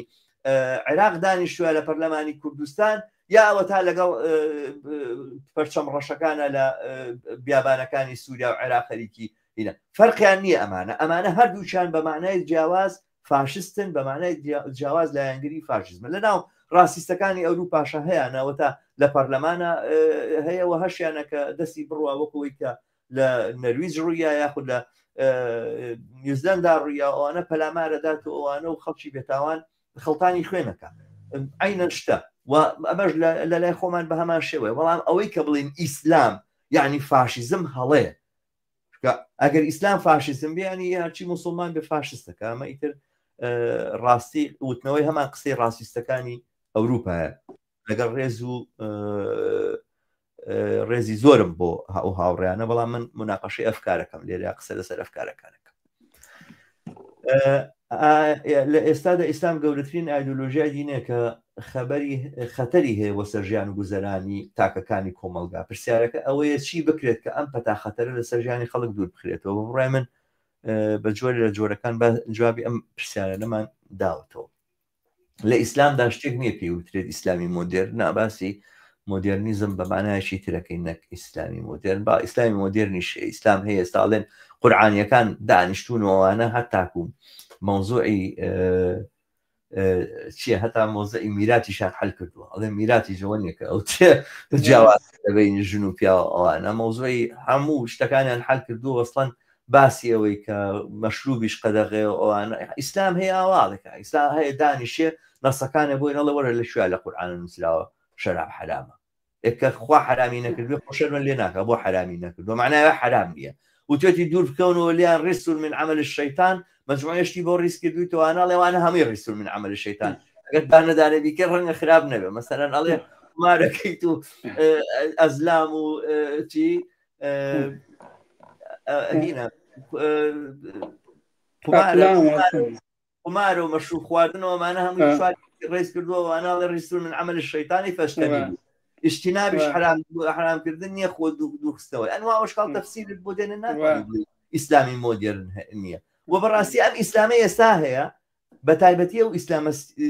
کەس بە سیاسی کراوە ئەو ئایدۆلۆژیە ئیسلامیە بەو ئەندازێشی کە کاریگەری لەسەر دینەکە داناوە لەسەر